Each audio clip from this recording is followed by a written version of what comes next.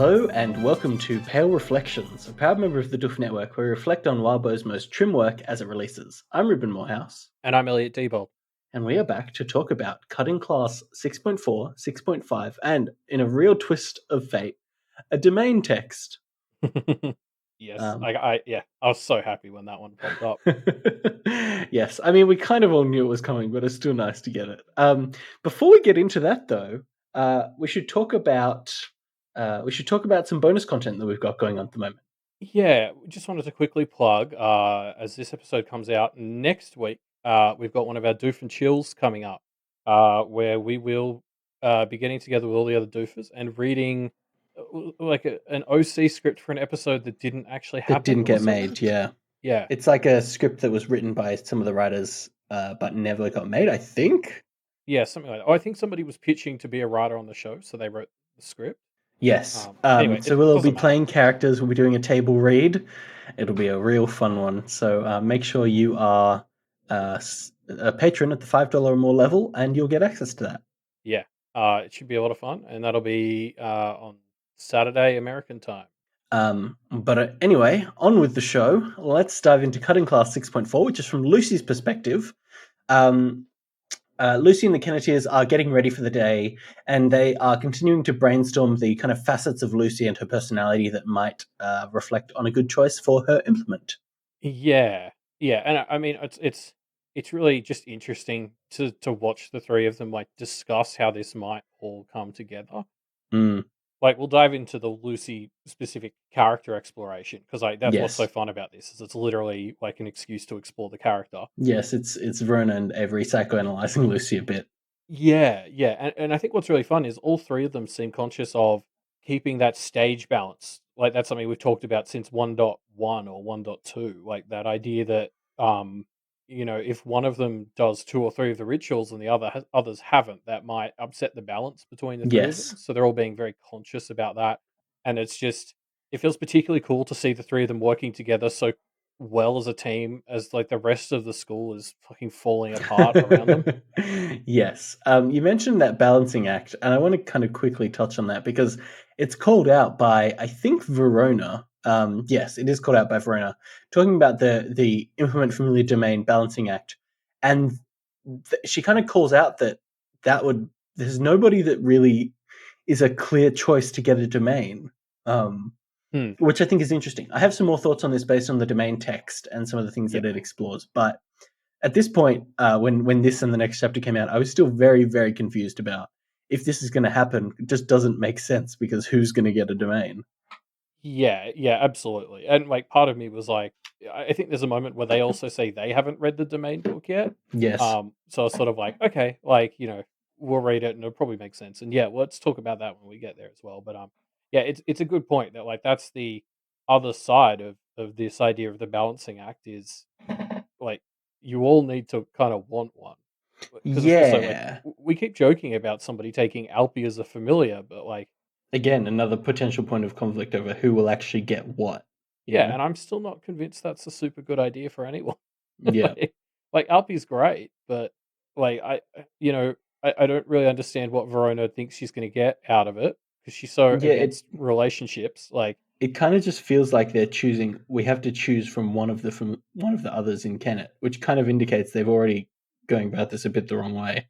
yeah, or part of me like I think Verona's kind of mostly joking when she does this stuff as well, but part of me is thinking like she's so averse to human relationships given her dad. Like we've talked that to death. And so it's kind of like she's latching onto the idea of a familiar as an other alternative. Like Yeah, because it's the same thing, but it hasn't been but ruined by context. it's more practicey, and therefore she likes it more. Yeah, and she hasn't quite made the link yet. Yeah, and then Mm. like Avery, like talks about it, but I think that's just, I mean, it's just Avery. Like I don't like she has Snowdrop. If you're going to get a familiar Avery, I don't know why in the fuck you would not pick Snowdrop. Like, yeah, Yeah, we'll see, I guess. So here's another interesting thing that happens during this interaction, which is where Avery's thinking, like reading over her notes and thinking, and she reads over the note about how she doesn't think the label fairy sword fighter that Lucy got in the student guide really fits her.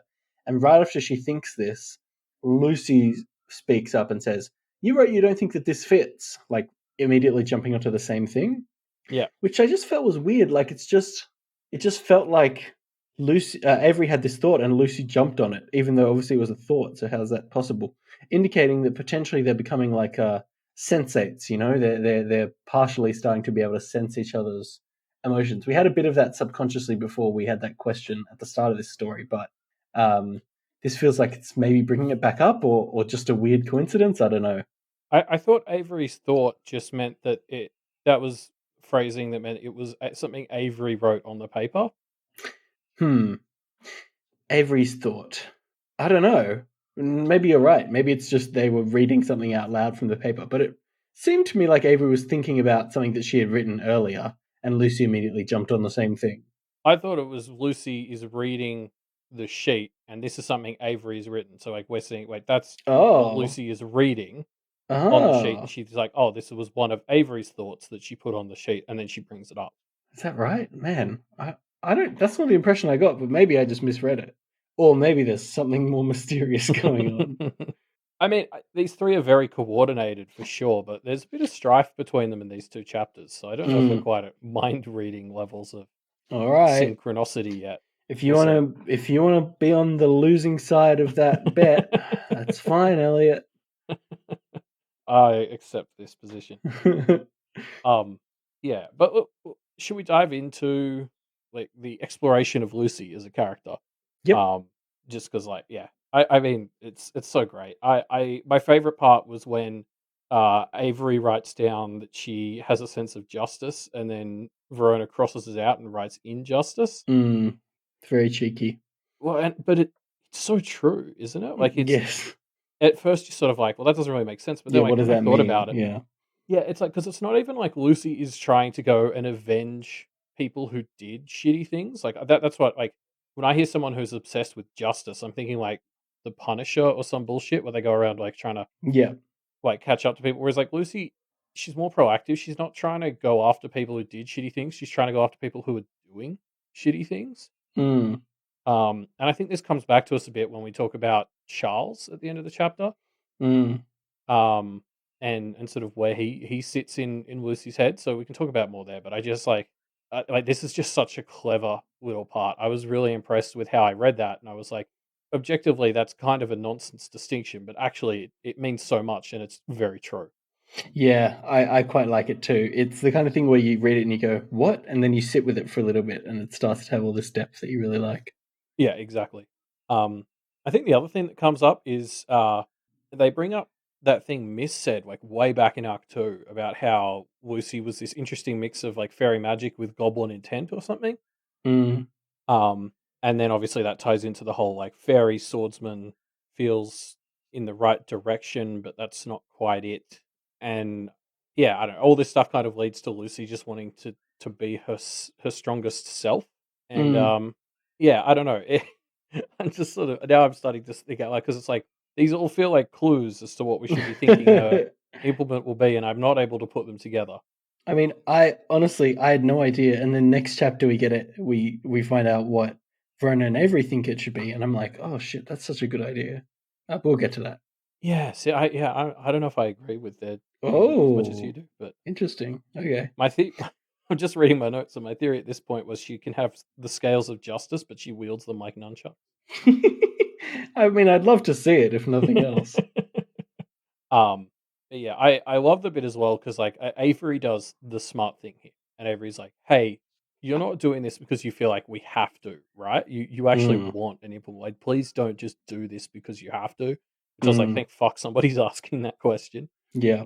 Um, and Lucy sort of talks about it, and she sort of says like she wants to do the implement specifically because she wants to figure herself out first, and then the practice stuff should enhance that. Which I really like is like if you're focusing on self improvement like that, like getting in a relationship like a familiar doesn't quite feel right. Mm. Um, and like the domain is a whole thing we can sort of get to, but like I really like that sort of thinking of like she wants something that helps her enhance herself. Yeah, I like it too. It's good and self-aware. One of my favorite things that she expresses is that she thinks she doesn't want a weapon, which is something that we kind of, I mean, we used to hit that beat a lot more with Lucy at the start of the story, that she seemed to be very conflict focused. And luckily, it seems like that's not the case anymore, and she's kind of taking active steps away from it, which I think is good. Yeah, well, it never felt right either. Like, we should talk like, her first real thing with weapons after picking the knife for her awakening thing, then like the next thing that involved weapons was when John held a gun to her head. Hmm. And so she was very much on the receiving end and was like really not okay after this. And then Yeah, Miss gave her the ring which turned things into weapons, which was kind of like, oh, okay. Um which we thought was Miss intentionally fucking with her. Yeah, yeah. So I agree. Like it's felt like something like she will use weapons, but they never felt like her thing. Yes. And she's kind of calling that out here, which I like. Yeah, Um, I agree. Good stuff, Lucy. I think yeah, I really feel like the fairy goblin thing is the stuff that I'm like, I feel like that's our clue to where she's gonna go, and I just can't use it. Like I don't know if goblins are like the ugly truth and fairies are like the wise. Like Lucy's Mm, goblinish in the way she cuts through the bullshit. Like yeah. she uses the nicety of the fairy stuff to cut through other people's bullshit or something like but I don't know what that then I don't know what the next step of thinking like that is. I don't know. What's something that's both, brutally direct, but also kind of fairyish, though? What item could that be? Yeah, what Uh, has like class and status and works, is like in sort of a classness, but also can just cut through the bullshit when you need it to. Maybe it's Snowdrop's fork. Yeah, yeah. I mean, could be. Not the worst idea.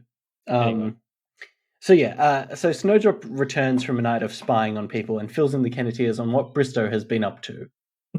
so before we get to what Bristow has been up to, it comes up as a thing again because Snowdrop kind of is just stealing all of their food again. Yep. And maybe I'm paranoid, Yep. but Snowdrop has suddenly become obsessed with overeating, and I'm just, are the brownies up to something? Is like what is this? You think this is Rustle brownie your tinfoil revenge? hats, everyone. I could see a brownie revenge being them like giving her some kind of food addiction as a way of fucking with her. I kind of like it. It's pretty brutal, but I like it. I don't. It's just like it's just become such a recurring beat. I'm like, should I be reading into this, or is it just a comedy beat? Because it is hilarious. Yeah, I mean that makes me think it's probably a two for one. It's a comedy beat that's also setting up a horrific twist of ironic fate later. I mean, it does kind of feel like a very fairy sort of plot, right? Yeah, Because Nicolette was like, "You have to give her food when she asks," so the brownie's like, "Fucking okay, we'll like, make her always ask or whatever. Yeah, yeah, we're gonna make her go for the food too much." yeah, I like it. It's pretty grim, so we'll see. We could be making a mountain out of a molehill here. Yeah, I mean that's part of what we do here, isn't it? Um, there's a line when Lucy's thinking about how they're gonna have to hold on to their glamour because they won't get more until they go back home again, and she thinks, which would only be if things got especially disastrous back home. Where is that line? I'm kind of worried that Canada is already a bit of a disaster zone based on what we saw last time we were there. I'm just like, where is the line that things are disastrous enough for them to return home? Because if I mean, I would have assumed we'd already crossed it if I didn't know better. do do we know better? I know, right? Yeah, I agree. I wonder what that line is where the three Kenneteers are like, yeah, we need to go, especially considering, I mean, things aren't good here either. Like, there's definitely an argument to be made where it's like, hey, you know how you could stay neutral? Just get the fuck out. Like, I mean, yeah, just leave is a good way to stay um, neutral. yeah, like their current motivation for staying through all this is like, we need to learn stuff to be ready Yes. to serve the town and do the Carmine stuff. Which, like, And yeah, I yes, agree, that's but like, true. Yeah, it's not, I don't know. it's just a mess. How much is Everywhere's a that mess. worth? How much is that worth in terms of potentially making enemies and causing more Bristow-esque situations? You know? I wonder if they rang up like Matthew and Edith and gave them the situation whether Matthew and Edith would be like, shit, maybe you should just come back here and like we've got plenty for you to do Yeah. I and mean, don't get Kennett more embroiled in this bullshit between Alex and Bristow. maybe they think that will happen, and that's why they're avoiding it. You know, I could see that. Yeah. Um, Um anyway, but yeah, so obviously, yeah, Snowdrop, yeah, she comes back and she's like giving us the 411 on what she saw. And I just like I think we've commented on this before, but it's always so funny that it's like Snowdrop is the person who seems to always be doing this stuff because she's nocturnal and she comes back and gives us like all the information, but she's fucking terrible to be the person to do like it. we always have to decipher what she's seen, and I just always Yeah. find that really fun and surprisingly still quite difficult. Yeah, it's always a bit of it always is a bit of a huh moment, Yeah. where you have to kind of wait and see. Like, who did he hang out with? Everyone except this person. Then you go, oh, so who was it then? Oh no, wait, Um, that means it was yeah. them. Okay. Yeah. Yeah, I just find it very fun, and it's a good way of making us really think about what the information we're getting is because we can't just skim it. Yes. Um, and then also just it's just so hilarious to me that the person constantly doing the stakeouts is the person who is kind of the hardest to get the info back out of. They send the weirdest stakeout member to go do the staking out.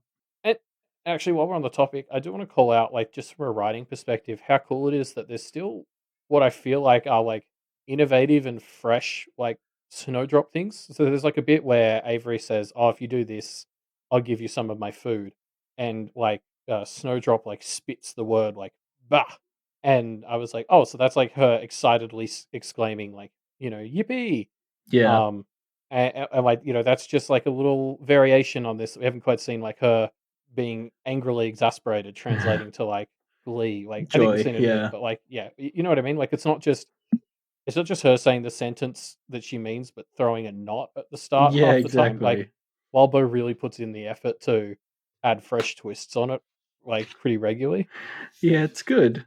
It is good. You're right, and I think it's in service of it makes you always pay attention to try and decipher it, which you mentioned. I think that's a great way of doing it. Yeah, yeah. And so then, yeah, like I think one of the things Snowdrop tells us is that Seth and Tanner Yeah. met with Bristow. So those are Yes. the non Y and Chase and Nicolette Alexander apprentices. Yes. I think presumably that's at Alexander's behest as well, which Yeah. means he presumably trusts them a fair amount. It's too obvious. Like if I'm kind of working off the assumption if Snowdrop can see that they're meeting with Bristow, Alexander must know that, right? So it's like they'd have to have gone there for something Alexander's told them to do. Like Yeah, it it's has to be at Alexander's behest. It doesn't make sense otherwise, I don't think. yeah, so like I sort of instantly read this as okay, so we know it's not Seth or Tanner, who's our presumed turncoat from the Bellinger. Yeah. So, who do you think it is? I mean, Chase seems like the obvious suspect by the end of these two chapters Yeah, and he's to just such me. an asshole that you want it to be him as well, right? I mean, any of them but Nicolette would be okay with me. They're all dickheads except for her, which probably means it's Nicolette. Does that Like, mean it's Nicolette? Yeah. I mean, we'll there's get that to that weird next moment chapter. Yeah. with Shellie. Yeah, let's get there. Um, yeah. So, yeah, the gang leaves for class and they chat to Melody, who got beat up and cursed last week, and her brother Corbin. Corbin and Melody explain something that happened 2 years ago. There was a student who forswore another, and things got tense afterwards. Um, I know it's a minor moment, but I really love this bit where the Kennedys are just confused that there's no gym class at this school. Like, did they really misunderstand what kind of school this is? It's not the American education system. They don't have to adhere to the syllabus. I mean, yeah, it's a real statement on the priorities because this also extends to the school that Melody and Corbin go to when they're not here. Yes. Um, and it's very much like a statement on the priorities of practicing families, where it's basically this is their whole life. I also think, Yeah. like, I'm familiar enough with Harry Potter to know that one of the common fan things there is like they don't do math or English at this school, like Well, in they have, I Hogwarts. think, arithmancy or something, which is I don't know what, but theoretically magic math. Yeah, but like I've definitely heard sort of people say it's like at Hogwarts they don't do normal like they don't do geography, right? So they don't No, they yeah. don't So learn this. wizards don't know where things are.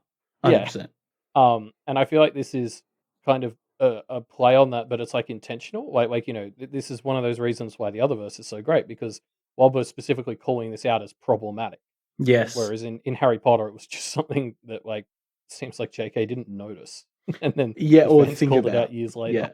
Yeah. Yeah. Um, yeah. No, it's good. It's good fun. It's very. I love the little, not digs, but like nods to tropes in media. You know. Exactly, yeah.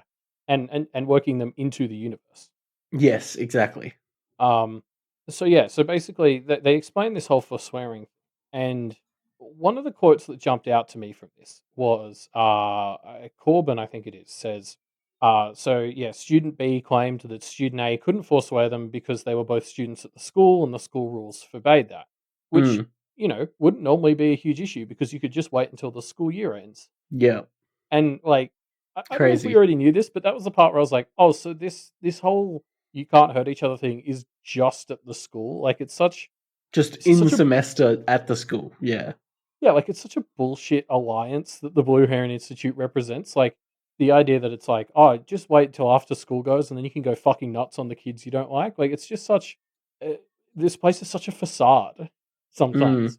Like, the idea that, like, if we compare this to the Kennet others and the Kenneteers, there's, like, a permanent thing where it's like, "We're not going to hurt each other, we're always going to work together." mm. Whereas at the Blue Heron Institute, it's like, "Hey, look, while we're here, let's refrain from killing each other, but off school grounds, like, go fucking nuts, you know? Like, it's yeah, fuck practitioners. I mean, yeah, you got there eventually, but yeah, practitioners are the worst. Especially because, like, I'm interested to get your read on this, but I was like, "Oh, the student who forswore the other one was totally in the right, weren't they?" Yeah, I mean, the other student totally broke their deal and then was like, "You can't do anything about it." Fuck them. Yeah, like, I mean, there's moral issues with the idea of forswearing to me, like, where Yes, and we'll again confront that this chapter. yeah, like, I don't know if I wanna get 100% on team A because it's like, you can take revenge too far or whatever, so I'm not, like, 100% on team S, but, like, student B, the guy who like, betrayed him and stole his family's shit, Mm. was definitely asking for trouble, like, I don't know. Yeah, it's a clear betrayal. Yeah, it's the worst. Okay. Yeah. I agree with you for sure. And then there's this moment where Melody and Corbin uh, think sort of drift to like, hey, what's going on here at the school is actually about Bristow and Alexander, and they're sort of talking about, oh yeah, this is actually just a leadership struggle. And then it's like 2 sentences later, they're like, so are you going to go to Bristow or Alexander's class? And Mm. I was just like, yeah, I mean, there's so much talk about, "Oh, we're just gonna remain neutral," and, like, this is just one of these Yes. perfect examples where I'm like, "No, you're not." Like, Yeah, clearly you can't remain neutral on this. There's yeah, because you yeah, have 2 choices for a class, and, yeah. they split up, so there's an argument there, or, you could not go to a class, could be going neutral, but, no, the Kennedys go to the classes. They sort of pick sides. Yeah, although picking a class, is that picking pro or anti? I mean, like, they basically go to Bristow's class, and Lucy at least is thinking the whole time about how can we beat you? How can we turn this knowledge against you kind of things, right? That's true, that's true. Know your enemy. Yeah, exactly. Yeah. I mean, sort of, yeah, regardless of what the decision means, I just thought it was such a hilarious transition from, this is really about the leadership thing. So are you going to Bristow or Alexander's class? Yeah. Like, just really reinforcing that, like, yeah, there's sides, and you're probably going to be forced to take one. Yep. Um, so yeah, Verona goes off to learn about possession from Alexander, while Lucy, Avery, and the Kierstards wait for Bristow's class to begin. And Melody tells them all about her familiar choice, while Corbin goes off and is a huge tool. Yeah, Maybe, yeah. depending on what we hear. Yeah, we'll get there. But so one of the things Melody talks to them about, she's like, "Oh yeah, like my parents have all these strict rules about familiars, but like jokes on them, I've already picked the familiar I want." Um, and so her parents' rule for choosing a familiar is that you have to be at least 16 and you have to live with it for 2 years before you're allowed to commit. Yeah. And like, it's not the worst. Like, just compared to all the bullshit we've heard from practitioners, I was like, honestly, I think I could kind of back Melody's parents on these rules. I think if you view this as analogous to like a marriage you can't really divorce from, I think waiting till you're 16 and actually like, sort of living with or getting to know them for 2 years Mm, makes a lot of sense. yeah. Yeah. I think it's a great rule. Like, it ensures that you don't just rush into a literal lifelong commitment. So I'm pro parents. Yeah, well, and I just wanted to call that out because I think we're about to dive into her parents more, and like they're kind of pitched as not the best in so many Yeah. other ways, or in all Yeah. the other ways. But like this was the one thing where I was like, no, actually, I think like that's fair of them to impose that on you. Yeah. Maybe practitioners get some things right sometimes. Yes, it's worth calling out that blue moon option where they do. Yeah. Um, yeah, a good rule. Should we talk about her familiar? Yeah. I mean, it's literally a stand-in for her, like, absent father, Yeah, right? it's a magic dad jacket. It does all the things that dad does, but there's no dad involved because her dad's absent, I guess. Yeah, I mean, like, because something that's sort of set up is it sounds like Melody and Corbin have been at a boarding school for years already, um, which is just like the school I went to because I grew up out in the country. Like it had boarding students because some people live Mm, on farms. It's just impractical to get into the school every day. So like we had boarders, but like the school had a policy about not taking them until they were the age of 13. mm, And there are a couple of times where they, like, altered that, and it was rough on the kids, like, when you're that young to go from, like, living with your family that's very tight-knit to just being on your own, like, it's like, the idea that they've been at boarding school already for years, I was like, "Oh god," like, no wonder their relationship with their parents is a bit kind of, messed up, it's been so interrupted. mm, And, mm, yeah, like, I mean, it's like, it's not always terrible, like, I had lots of friends who were boarders. They're fine, they're normal people, but, like, it can be hard, and I was like, "Well, no wonder that," like, it's kinda like this stand-in I forget what's called, this, like, sentient outfit. They sort of sent it as a bit of a nanny type thing. It's like, well, of course, they've, like, latched onto it when you were absent for so long. mm, mm. Yeah. Yeah, and then okay, so there's like the Kia stads. Yes. Their like practice is really fascinating, right? Because they're people who they study like the core fundamentals of the practice and sort of specialize. Like I think Yeah. Melody specializes in long term practices or something. Yeah. Like, I kind Yeah. of compared them in my head to people who, like, study pure mathematics at university, where it's like, there's not a practical direct application to what those people study, but they're used to, like, consult and or their work is used to develop other things.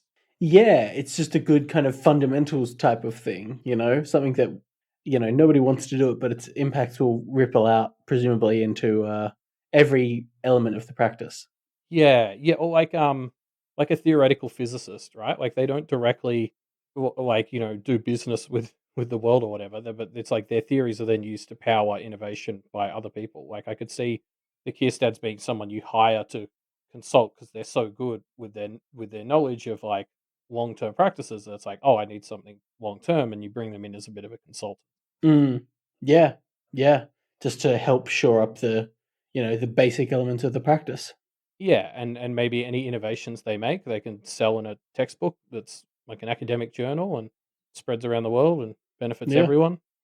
Maybe it's presumably a very unflashy but fiscally rewarding element of the practice, I guess. I mean, yeah, or potentially not, like depending on what the model for it is. It might be really hard to do stuff well enough that people actually need to hire you or whatever. Mm. Yeah. But Yeah. I mean, it depends, I guess, I guess we don't know how much, consulting work there is for these kinds of practitioners, you know? yeah, like Charles would probably be our best comparison, I think, like of someone who did something kind of like that. Yeah, true. True. Yeah. Um, fair. Yeah. Oh, and as they're waiting for class as well, I just want to quote this one bit where Lucy sort of, she's getting the scope on like Shellie Yes. and she notices Ted outside as well, and he's doing like some Tai Chi type thing. Mm. And I don't know if we've really talked about this before, but like, I was just sort of thinking. So he's out of this time loop. Like, can you imagine if you've lived your life like a hundred or 1,000 times or whatever the hell he had to do? I feel like you'd stop valuing time in the same way. Mm. And I'm just like, I was just thinking, like, the panic of when you beat this thing, and it's like, oh shit, this is my last life now.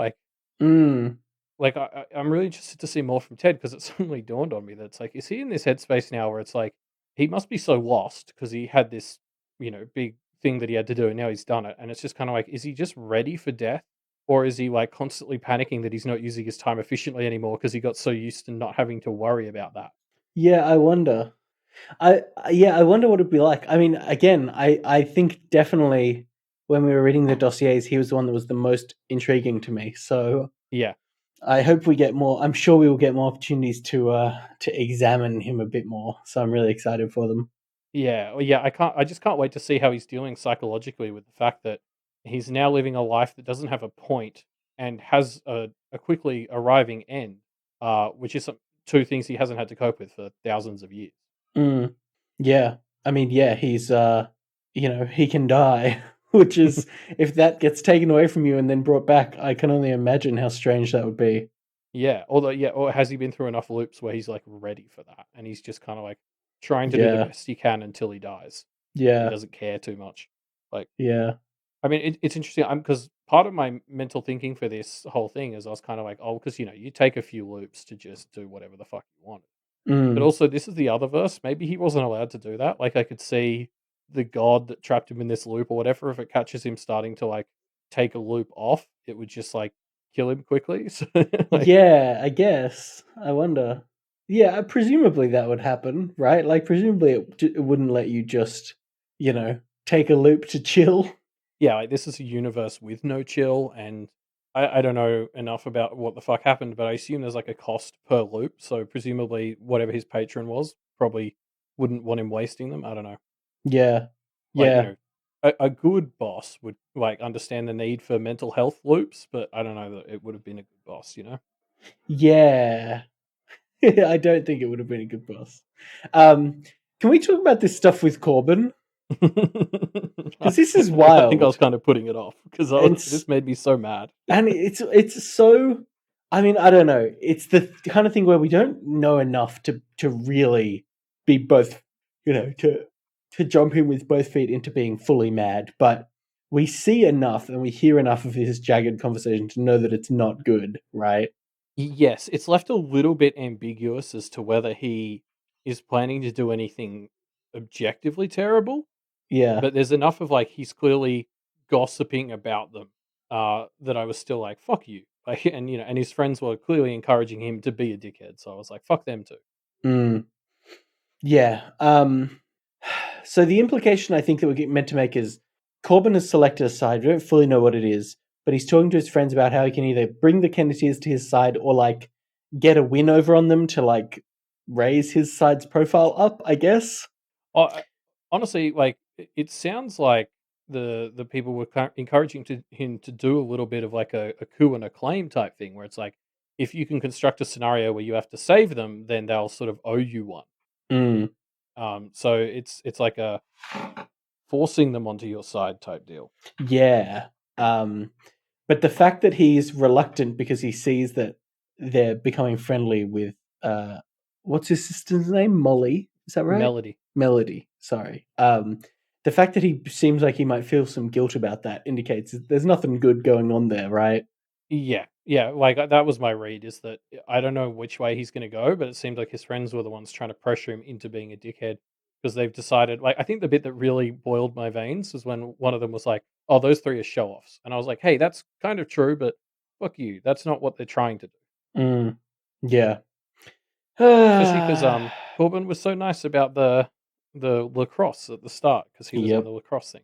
Yep. Um, I think as well. I do want to call out the writing of this is very good. Like the way Lucy is catching like snippets of this conversation she's like eavesdropping on. Like, Yeah. I'm a little bit of a serial eavesdropper myself, and like this really captured the vibe of how you can't quite make out all the words and you're trying to piece together stuff. Oh yeah, 100%. And then like my favorite part though is then like because Lucy's concentrating on that conversation she can half hear when she sort of gets brought back to reality, we find out that like Avery has just gone and spilt like a bunch of beans to Melody, which is just like you leave Avery alone for 5 fucking seconds with someone and she'll tell them all the shit she shouldn't. Um, so hilariously Mm, Avery that Lucy comes in, she's like, God fucking damn it, Avery. Like you shouldn't have mentioned the implement stuff. mm. Um I mean it works out, like going to Ray ends up being a great suggestion, but yeah. I just loved the way this moment came together, like before and after Lucy was doing the eavesdropping and everything. Yep. Yeah, there's too much going on in this school, right? Um, Yeah.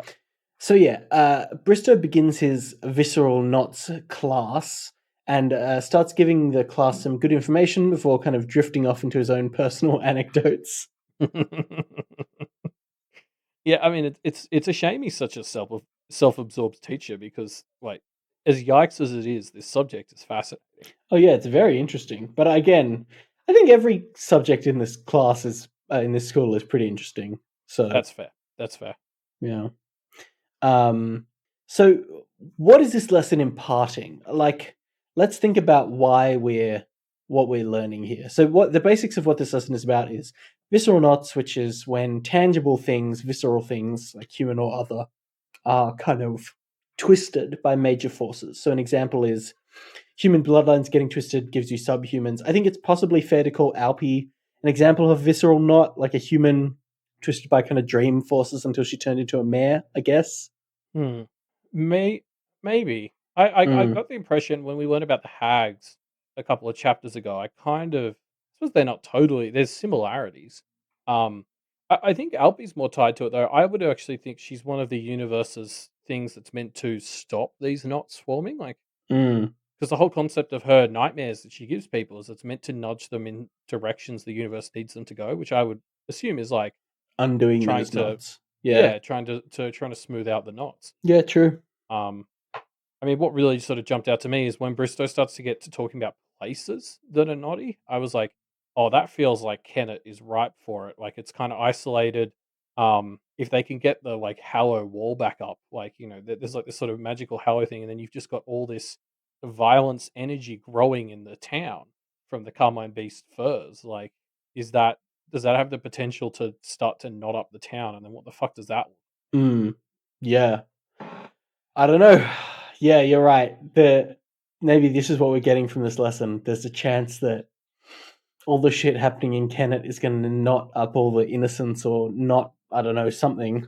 Yeah, like I started to wonder at this point, like, should we consider that whoever's holding on to the Carmine Beast's power, is that part of their goal? Is to Mm, keep it there to knot up Kennet? Because yikes. maybe the knots are designed to bring humans down a peg so that the others are more equal. And that would explain why even like, if it was Edith and Matthew holding on to it, that's why they'd want to get the Hallow back up because that might be helping to keep the energy isolated and knotting off the town Mm, to take humans down a peg in the social order there. I don't know. I'm speculating fucking wildly right now, but mm, interesting. Yeah, I don't know. If that is part of the plan, that's a lot more villainous than we like. If intentionally causing knots is part of the plan, that's great. That's like way more villainous than we were expecting this Carmine Beast murder to be, right? it depends on what the knots do. Because like Bristow brings up all his like super yikes subhuman stuff in relation Yeah. to them, but like, is there a way to do this that's not inherently bad? Using like violence, Carmine Beast energy, maybe not, but like you know what I mean? Like I don't know. Like there's this assumption the knots are like where areas break from the status quo, Mm, and that's not like, depending on how you do it, that might actually be a good thing, and, like, Bristow's examples are all super shitty, but so's he. So, I don't know, like, maybe there is a way to do this non-toxically.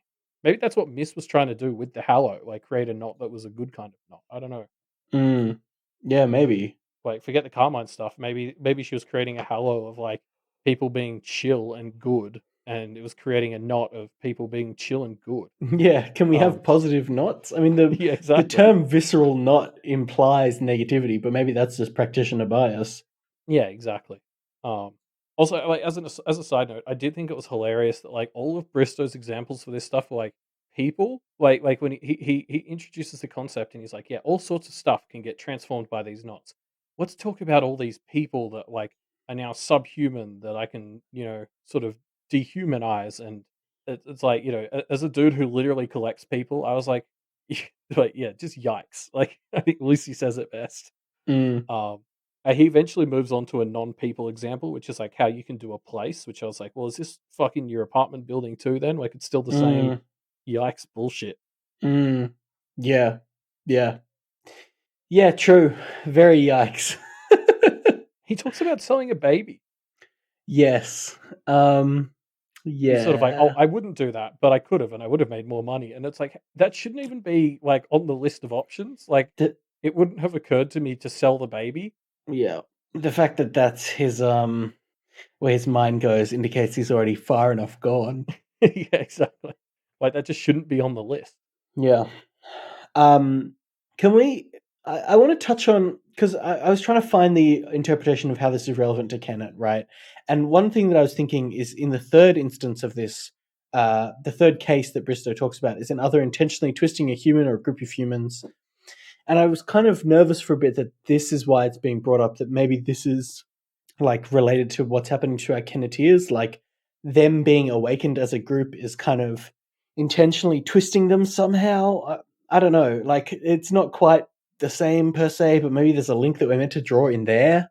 I mean, if it is, again, I'm going to double down on my missus nodding things for the better idea Yeah, sure.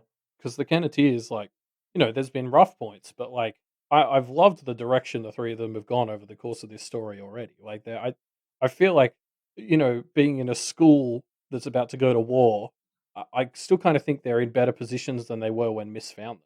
Like, Yeah, Lucy's finding ways to empower herself. Avery has friends and is like, finding her way to self confidence. Verona's in a war zone, but that's still better than her being at home. Like, yeah. I think it's all kind of working out. It's still going to be rough. It's still going to be a rough journey. Like, I don't think the story's just going to be happy go lucky time for the rest of it. But I feel like they're all better off than they were. Yeah, I guess. I mean, it's hard to say because something can go wrong so quickly in this world that it's like, you can be well off for a while and then suddenly your life just completely falls to shit. That's very true. This could all change in 200 words. Yeah, in really not a lot of stuff. Yeah. So yeah, this class ends, and then Avery and Verona decide to discuss Lucy's implement. Without her, they kick her out of that conversation. So Lucy goes to talk to Radical Ray instead. Yeah, yeah. This was like a wild series of events to read because it goes from Verona being like, "We're going to go organize your implement without you," and we'll, Mm, we'll touch more on like that when we see it from Avery's perspective next chapter.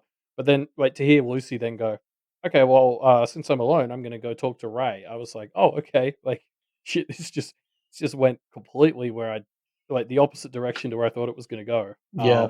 Yeah, Yeah, I definitely didn't expect it to end with not confrontation, a conversation, I guess, between Lucy and Ray. But yeah, I'm keen that's where it went because this was a great chat. But before we get there, there's some stuff before we get into that conversation.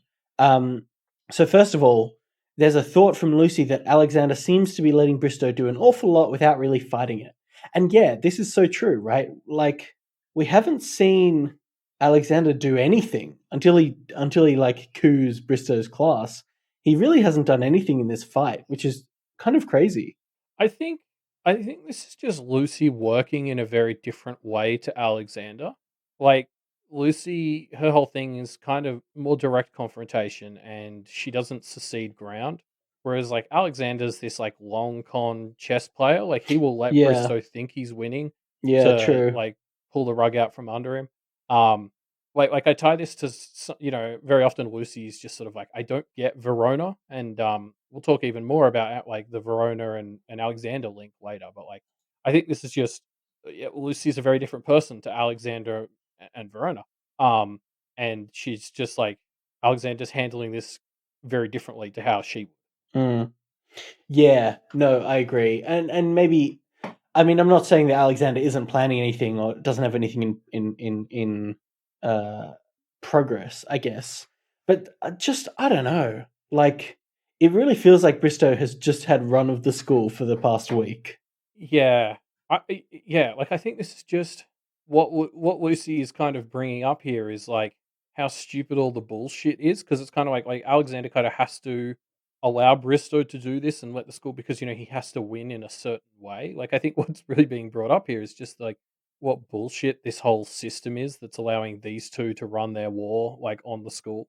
Um, Mm, and like obviously like the Jess stuff comes into that a lot as well. But like I think that's sort of the point is it's like it's the fact that like this conflict is kind of being forced to happen in a way that drags out and brings other people in, and that's mm, shitty.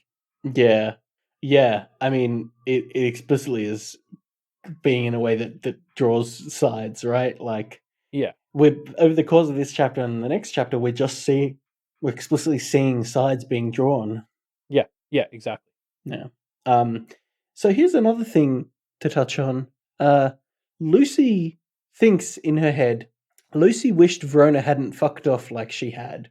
And is that like when I read this, I was like, holy shit, that's the strongest language I think I've heard Lucy use inside her own head, and it's describing Verona like it's clearly a bit bitter, right? Yeah.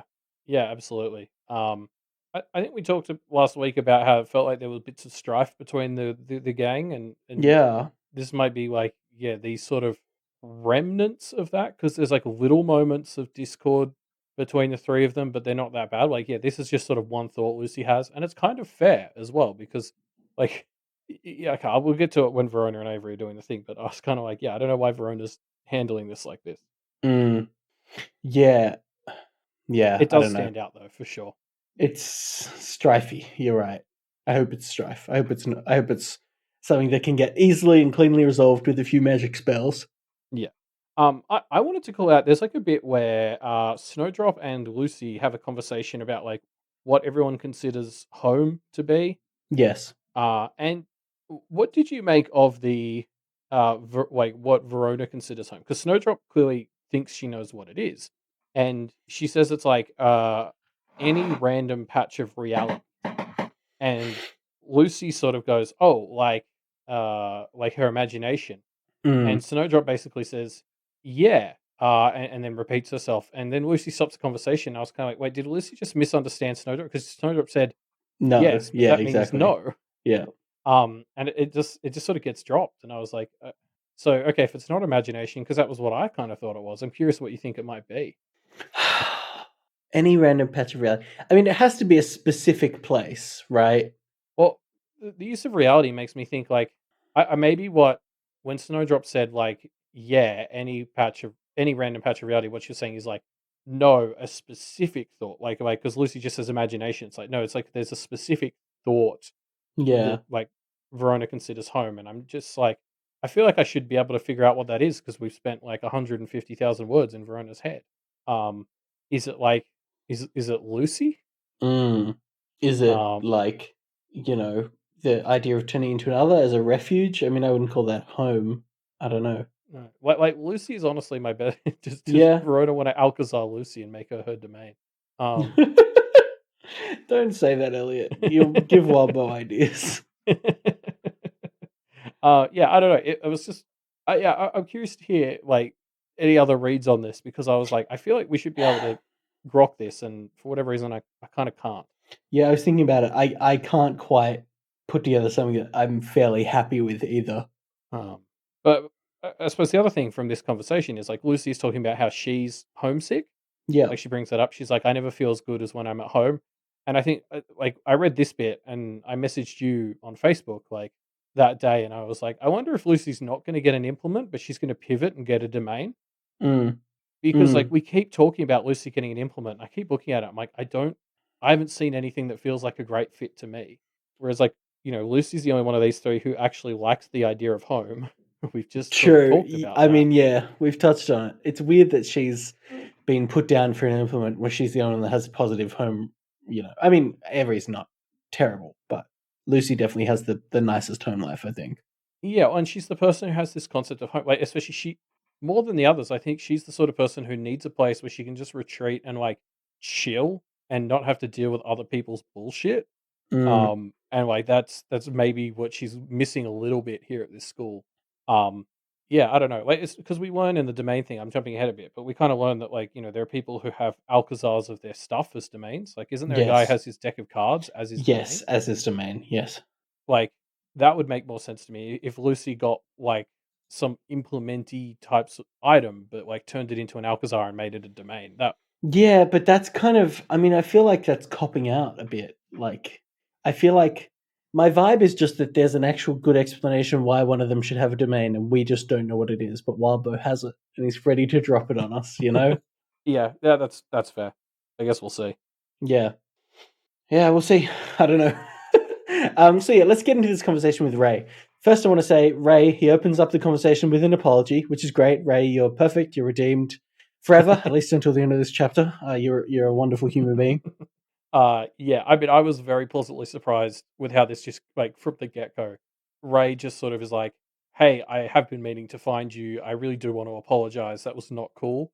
Mm. And he got like so many bonus points for me because then Lucy's like, oh, there was strife, there was like extra stuff, and Ray's like, even then, that only works off what's already there, and I should have been able to handle it better. Like like even though there was like extra stuff, he still acknowledges that like at the end of the day, that the responsibility still falls on him. Like, yeah, Mm. like so many bonus points to me for not letting the strife sit as an excuse, but he's still like, no, no, no, I could have done better, and I should have done better, and I'm Yeah. sorry. Good on him. Good stuff. I love it. So yeah, so they get into the conversation, and Lucy starts by asking a bit about implements and getting some general advice from Ray. Yeah, and like again, I'm kind of sticky with my Lucy should pivot to a domain idea because we have this conversation. I don't think it gets her any closer to picking something because it's sort of like Ray offers all these helpful, I think, like questions to ask to help like frame it in your head. Like he's like, Hmm. when you view yourself, what do you view Yeah, yourself doing? exactly. Yeah, what And are you for doing? Lucy, What it's are you all wearing, etc. yeah, and it's all just still herself. Like she talks about some outfits, but she's not particularly really like attached to those. It's her arguing. It's like can you domainify an Alcazar of yourself? Like, Yeah, I think I've seen people suggest that, and like that feels like loaded imagery or whatever. Like, I don't know yeah. if I It want to go feels down that. weirdly like Yeah. conceptually incestuous in a way that's quite Yes. strange. Um, but it's just like the more we talk about Lucy having an implement, the more I'm like I'm loving this character deep dive, but it's not pointing me at an item. So either I'm completely missing it, or I feel like something like a domain is a better fit. Mm. Yeah, maybe you're right. Or just the fact that there's no, I don't know, the implement just isn't a good fit regardless. Yeah, I don't know. Like dualistically, I feel like with all these discussions, we kind of have to have one of the Kenneteers commit to something. Like we've spent so much of this arc talking about these three things. I'd feel a bit weird if we didn't end up having any of them go for any of them. But Mm. I don't know. Maybe it could work, and I don't have the imagination to picture it. Mm. Yeah. So yeah, I don't see anything tangible that Lucy gets here in terms of what her implement should be. Uh, Again, she sees herself as being kind of confrontational, which again suggests weapon to me. But you know, she seems pretty keen on not having that. So we'll see. Yeah, I mean, she sees herself arguing. Can we get her like a megaphone or something? Like something so people have to listen to her. Interesting, Give her a but megaphone to empower her to yell everyone into line. yep, yep. I don't know. It doesn't. I don't think it quite feels right. Yeah, nothing does. That's constantly been my True. problem. No. Yeah, as I already said, I really like the way Ray handles this. Like he is immediately like, I can't really help you. I don't know you that well. We wouldn't have had this fight if I was a good fit for helping you. But like he Mm. manages to ask these questions which get her to think about it in what seems to me to be useful ways. Like he talks about how he's better at this one-on-one puzzle stuff than teaching, and you can really feel that. Like when him and Lucy sit like together in a room alone, they actually like work well together. Mm. Yeah. Yeah. Um, yeah. Um, I also think it's interesting, like as we've sort of rounded out the trio here. One of the things, like the trio of implement, domain, familiar. Yes. Ray says that implements are kind of the hardest to pick, and I'm like, the more I thought about that, I was like, I see what he's saying because like the familiar ritual kind of depends as much on the familiar as you, so you're kind of gonna find a fit or you're not. Mm. But like you can go out and do whatever the equivalent of dating is to find someone. Um, the domain is similarly like you'd need a place or a thing that you really want to domainify. Um, the implement is almost something you're never gonna like. You're either gonna have something that you're just like, oh, this is my implement, or you're gonna have to make it for yourself, right? Mm. Yes. Like whereas yeah, with the others, I feel like it's just as much on someone or some place else to sort of come up as relevance. Whereas this, you've just literally got to be like, what is me? Yeah, it has to be so you have to be so self-aware. To an extent that's kind of worrying. Although I guess if you pick something that isn't fully correct to who you are, you're picking something that will kind of define who you are, so it'll end up being correct in the end anyway. Yeah, but that's even scarier that Yeah, I it's like guess it's going to so. change you to fit it. Yeah. Like whereas the domain, it's sort of it shapes itself a bit to you. Like Yeah. it doesn't seem to matter so much where you define the domain. You just got to put it somewhere you can handle it. But Yes, exactly. Um, it's this investment that you get to shape, whereas the implement, like that two-way shaping you thing is, yeah, like scary. Yeah. Yeah. It is. Um, I don't know. I think Lucy comes out of this conversation without any solid answers on this. Hmm. I agree. Um, then the conversation pivots as Lucy asks a question that we were all thinking, which is why didn't Ray care that Charles was forsworn? I was so excited when Lucy just like pivoted to this because, like, that was something we all thought about when it came up. Like, I think it was like the Kennedy's literally called it out as they're like, if you were friends with these guys, why haven't they like helped you? And so it's so Mm, good that, like, of course, like, it was just such a Lucy thing to be like in the while of the conversation, just to be like, hey, so like the fuck with Charles? yes. Yeah. Yeah. Like I I'm so glad we get this conversation because this was something that I was wondering, and it's us kind of having to reconcile things that we've known about for a while that just haven't quite sat right about this school, you know? Um Yeah. It's also a chance to get like honest, true from a certain perspective history on Charles because as the one person who can lie, his self-biography is like the only one we can't trust anything about. mm, So it's good to like hear from somebody who has to tell the truth, like getting more details on it. mm, yeah. Yeah. I mean, Like we yeah, didn't it's we didn't good. know he was an ex-con till now. True. Yes, that's confirmed, which is good, Elliot. Uh, you predicted that analogy and it came true. So, if you wouldn't mind, just make some analogies about how I'm going to be a millionaire soon and stuff like that. That would be good. Um, yeah, okay. Well, what about all of our listeners are analogous to very generous Patreon supporters. Yes, So head on over to perfect. patreon.com/doof media Yep, and prove me right, please. yep, perfect. Good stuff, Elliot. Um, so yeah, like Ray obviously feels a bit conflicted about this, but he's kind of also established his response is like, yes, it sucks, but Alexander's kind of earned enough of my trust that I am willing to overlook this for him, right? Which I don't Mm. know. It's just him not actually. It's him being a bit spineless, right? I mean, yeah, like I get it. I get it, but like the more you think about it, the more I was just like, you're falling into this trap where taking Charles's side causes you more problems than not. Mm, So you're finding ways to justify to yourself why it's okay to take Alexander's side because taking Charles's is harder. And like, yeah, you get the vibe the longer this conversation goes on. Like, mm, Ray knows that Alexander was wrong to do this. And he's just trying to find reasons where it's like, oh, well, wouldn't it be bad to not forgive Alexander, but to forgive Charles? And I was just sort of like, well, no, because Charles was trying to do better, and Alexander's still pulling the same bullshit. Like, I- I'm more willing to forgive Charles because he was trying to turn his life around and be a better person, and mm, Alexander was not. And maybe mm. Charles wasn't. I guess I shouldn't take that as a complete fact that he was, Yeah, but like that's certainly the impression Ray had. yes, it definitely seems like where we have kind of landed on it for sure, right? Yeah, yeah. Like there's even this moment where Lucy's like, Charles says Alexander forswore him. Are you okay with that? And Ray's like, the fact I'm here suggests I am. Which I was like, that's not a yes. That's a sentence that's meant to imply a yes, Yeah, it but it's implies his not. thoughts, but it doesn't actually say he's okay with it.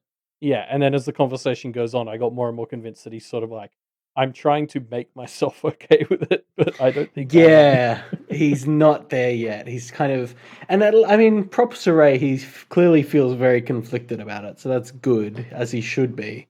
He just, I don't know. I mean, what would we have him do? I guess the answer is this Alexander who has done this is not somebody that you can trust to be in charge of the education of children, right? Like that's what it boils down to for me. And so, being a teacher at his school makes you complicit in his bad behavior. So you just kind of have to ditch, right?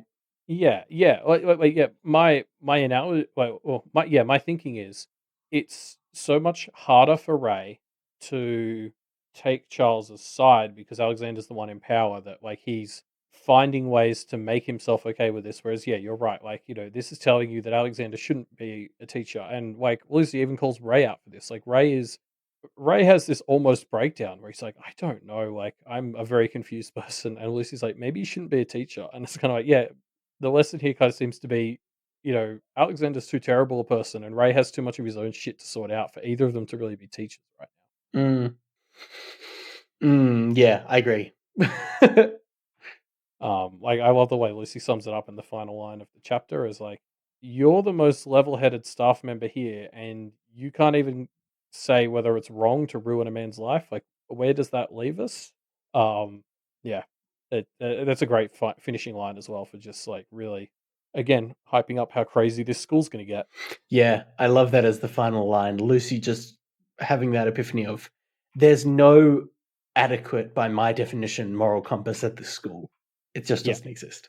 Um, Um, well, so before we move on to the next chapter, though, I do want to quickly jump on. I want to wait. I want to talk about Charles as well. Just like we've already sort of touched on this, but like he did bad stuff, and he went to jail, yes. and he was maybe in and out of jail, but he like sort of came out and eventually managed to get away from his criminal lifestyle, moved out to the country, and was like trying to do better. Mm, And that's when Alexander like fucked him over. yep. Good stuff, Alex. And to me, this is where the whole idea of like the justice versus injustice stuff comes from, and like where I'm starting to see, I think, what that difference is to Lucy. Maybe, like Mm, to me, Charles was, from the looks of it, trying to turn his life around and do better and make up for his mistakes, and that's almost why it seems like Lucy is taking the side of like you should have left him alone. Like if he's someone who gets away from the bad parts of his life, he literally moved, so he's not upsetting victims or whatever. Like he's gone somewhere else. He's trying to improve, and it's kind of like, shouldn't you just like if that's what somebody's doing, what more do we want from them? mm, Whereas yeah, like Alexander came at him, and Alexander's still doing shitty controlling stuff. So it's like, why are we letting Alexander keep going? Whereas like Charles was trying to be better, and I don't know. Like for me, that's super important. yeah, you're right. He's clearly trying to improve his life and do that through improving the lives of others, right? Like Yeah, kind of community service vibe, and he was just punished for it, right? It's pretty shit. yeah, exactly. Because like, what better form of justice is there than somebody who's realized they were doing the wrong thing, is trying to turn their life around and help others? Like that's, I feel like that's the ideal situation. And like that doesn't mean that their crimes are undone or whatever. Like if Charles was responsible for people's deaths, like that's still awful. Yeah. But it's like after that's happened, what else do we need from him? Or like what else? Like that seems like the best case scenario after that is trying to stop this happening again and getting Mm, Charles to try to make up for it. Like I don't know what else society should really want from that situation. yeah. Yeah, very I'm kind of true. getting into my whole justice No, society no. I metaphor mean, stuff, I think that's but right, yeah. especially in a Lucy in Lucy's head, right?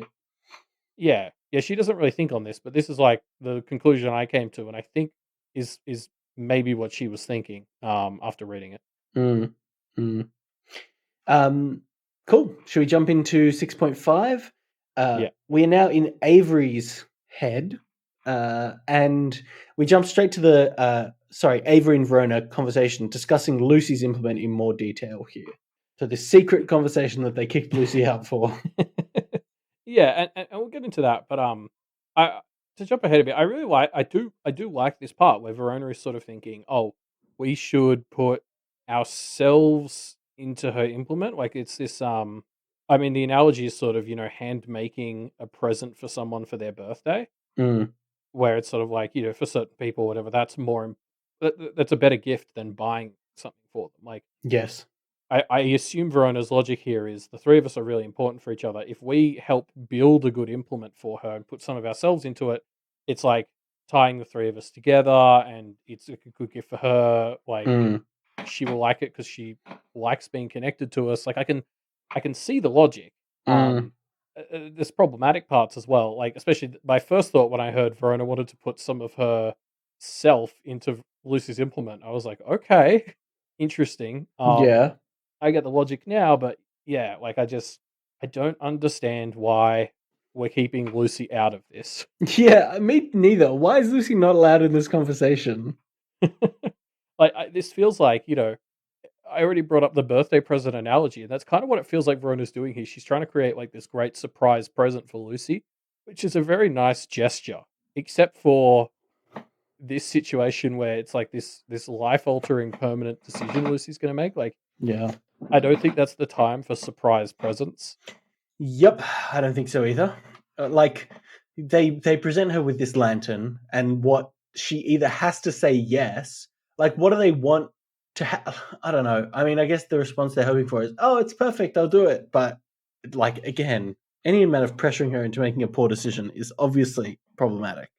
My hope is that Verona's actual plan is to come at it. So obviously Verona's got the scissors, which she wants to contribute for materials. Yeah. And then my understanding is they want to Alcazar into Avery's photo Mm. to like get that ready to also be like something that they can use as the material. So hopefully Yeah. the pitch is, here's a lantern. I think this might be a good fit for you. And here's stuff we can use for materials to put ourselves into it. Because that kind of gives Lucy the option to say no, or to say, I love the idea of the materials, but instead of a lantern, let's do an X. Mm. Like, Yeah. yeah, I'm like, but we don't know for sure that that Verona isn't planning on like coming to Lucy with the materials already put in the lantern as a sort of, here you go, we did it. Yeah. Yeah. Um, should we touch on the lantern idea? Like, what do you think of Yeah, the? I like because we hinted at this before. I think it works quite nicely. Like, I really like the vibe of Lucy as this cleric with her just lantern beating back the forces of injustice. So I get quite into it from that vibe. But I got the impression from before that you're not as keen on it. I really like the part of the imagery that's like and I think the implement text talked about this, the idea that it's like, it's you like shining your light out, and like, because like Lucy is someone who's hopefully going to go out there and like proselytize not being a dickhead. So it's like Lucy going out and shining her light of being a good person onto people. Mm, Um, I really like that part of it. I don't. It just, I don't know. Like, a lantern just doesn't feel right to Lucy for me. mm. Why though? Well, I've never seen her handle a lantern. They feel Sure, impractical. they do Like, it's feel a not a little weapon. impractical. Like, I know we don't want her to have a weapon, but it also doesn't feel like something you use. I don't know. Yeah. Having said that, she has um part of her current equipment is a witch's hat and a fox mask. Again, not the most practical, but they seem to manage okay with it. Yeah, it's true. It's true. Are there any items associated with foxes? I wonder if that's what we should be. I don't know off the top of my head. Fox trap. Mm. Mm. Yeah, Yeah. yeah, I don't know.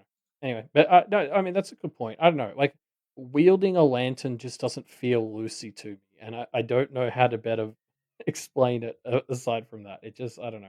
Maybe I'm wrong. Like, maybe seeing it in action and seeing Lucy's response, I'll completely 180. But You'll turn around on it. Yeah. yeah, my first instinct is like it just doesn't feel right. Yeah, yeah, fair enough. Should we talk? I want to talk about this thing where Verona just like does a little mini diagram to improve the audio quality of her of this shitty little speaker. Like that's such a fun little casual use of magic. The exact kind of one that I used to be worried about for Verona, but now I've just kind of decided that it's her vibe.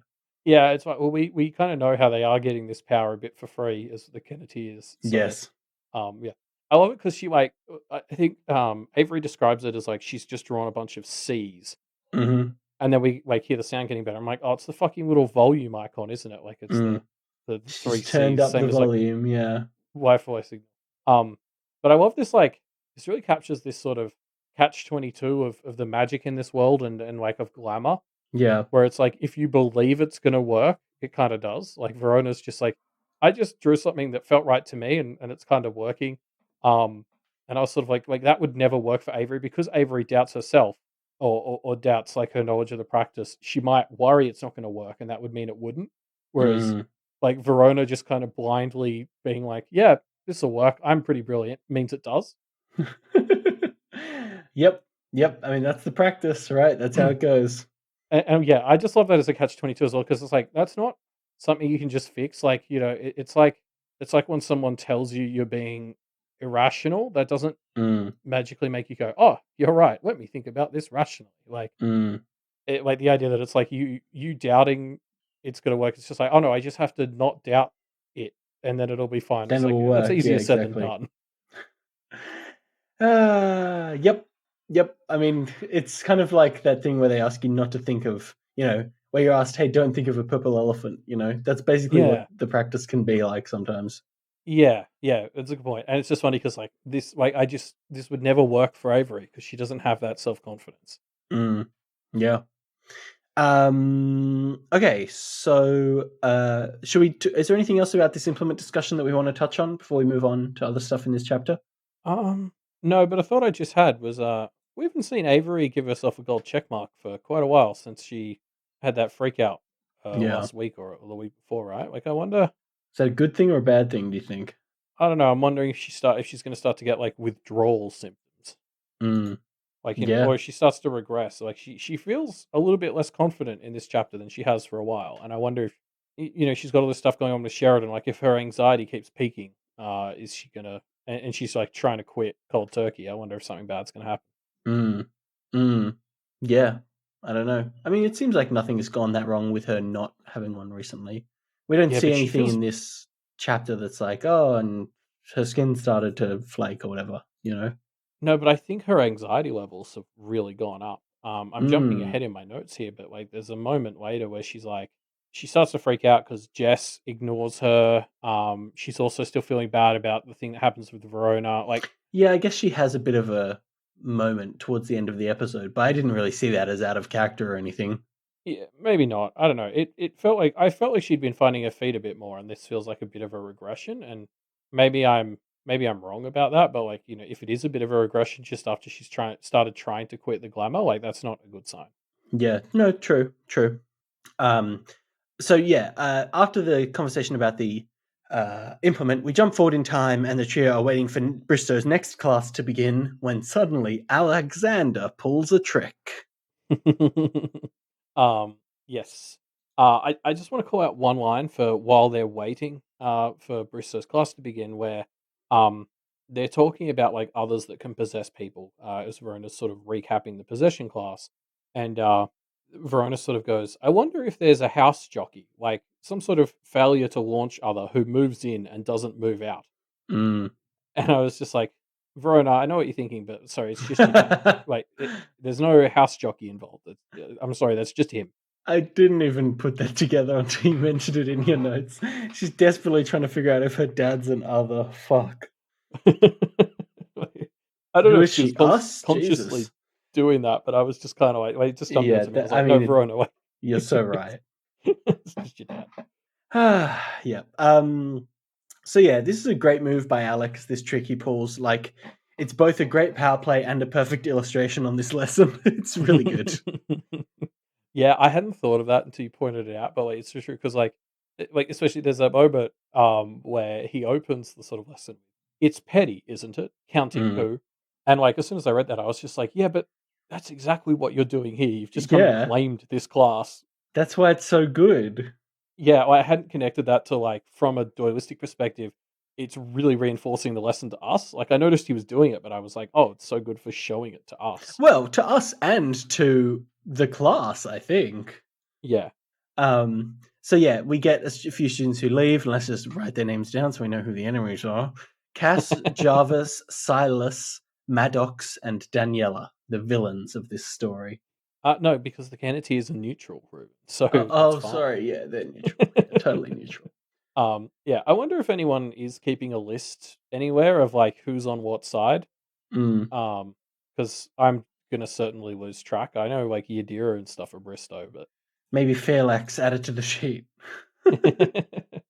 um, yeah. I mean, the other thing that jumped out to me is like we get some more references to the Hennigers this chapter, who are the sort of violence practitioners. Mm. And I think they've gotten a cameo mention in like the last 4 chapters in a row. Mm.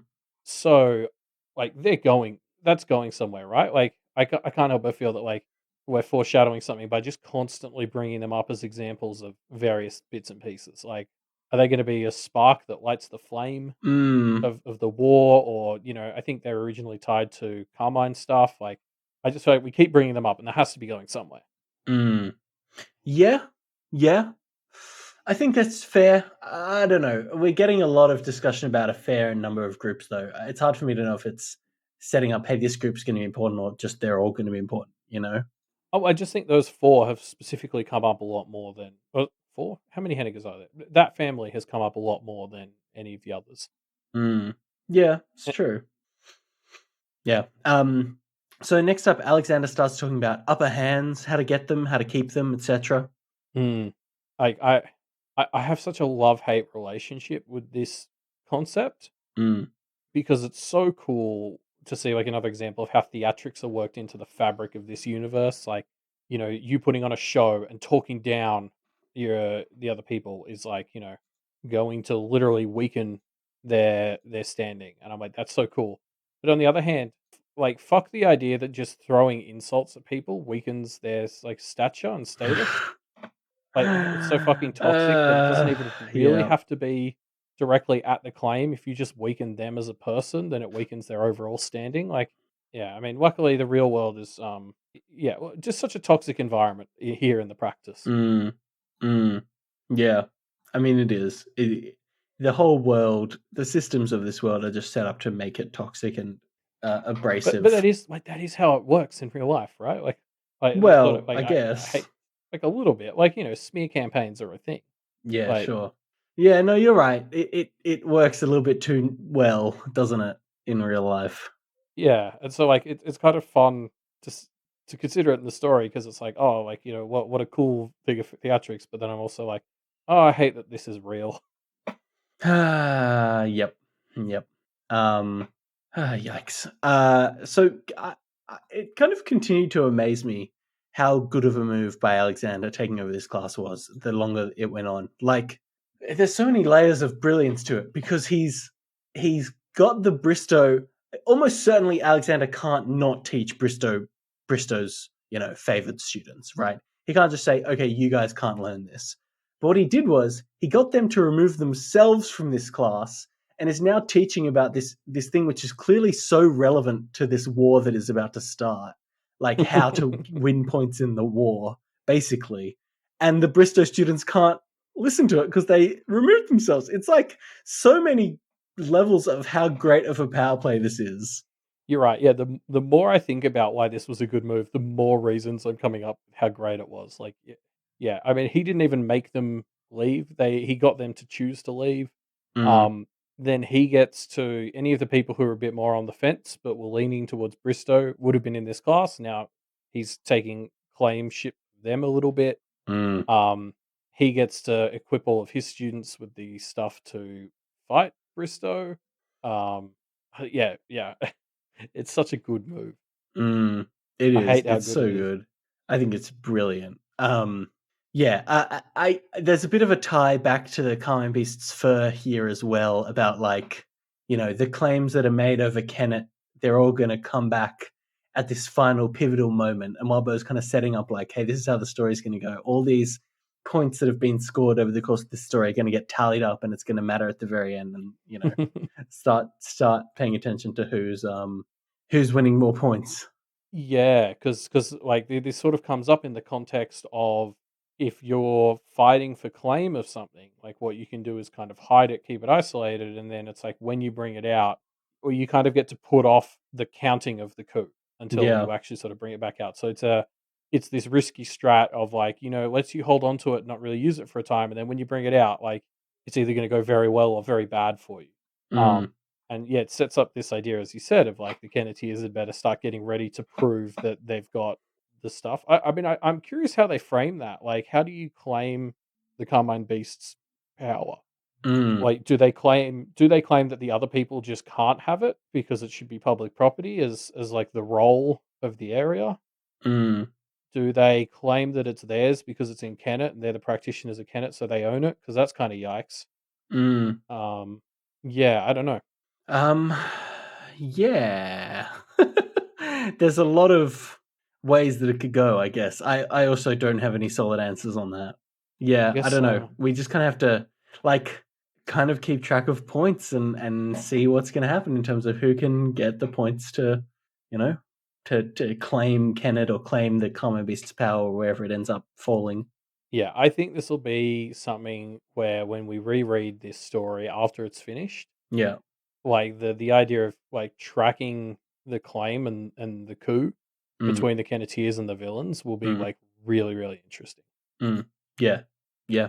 Um, so yeah, Alexander sets up this contest of like who's going to get claimant over this uh, prize, basically, and the Kennedys win, although they kind of had an unfair advantage.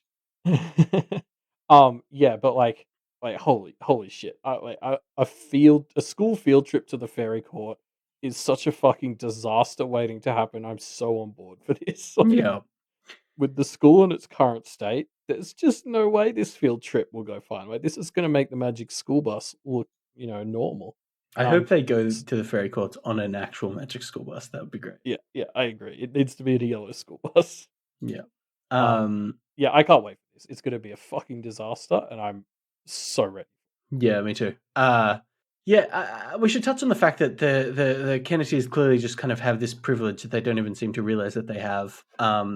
Like the trio, because there are three of them, they just naturally tend towards winning advantages like this, which is kind of bullshit. And I love that it almost gets called out as being bullshit, but they don't really think about it too much, and so it doesn't play into the story too much.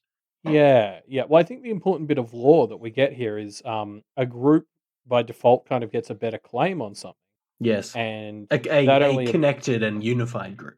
yeah, like that only applies if the group is unified. Yeah. And like so that seems like a vector of attack because Oh yeah. we know Alexander has a turncoat. We've already know that the Kennedys have tried to turn people against Bristow. Like if they can turn Ted or Shelley or even Yes. Kevin Clem. against Bristow, that weakens his claim, if they're part of his claim, I suppose. Yeah, for sure. So that's fine. I mean, you could also maybe apply it to like I still think it's going to be more than one person involved in the Carmine Beast murder in Kennet. Yes. So like, So breaking that group up, making yeah, introducing some strife, let's say, between them. yeah, exactly.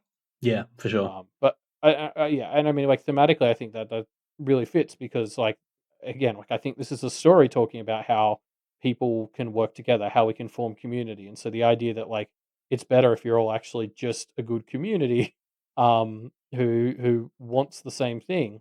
That's like, of course, that's going to be more powerful.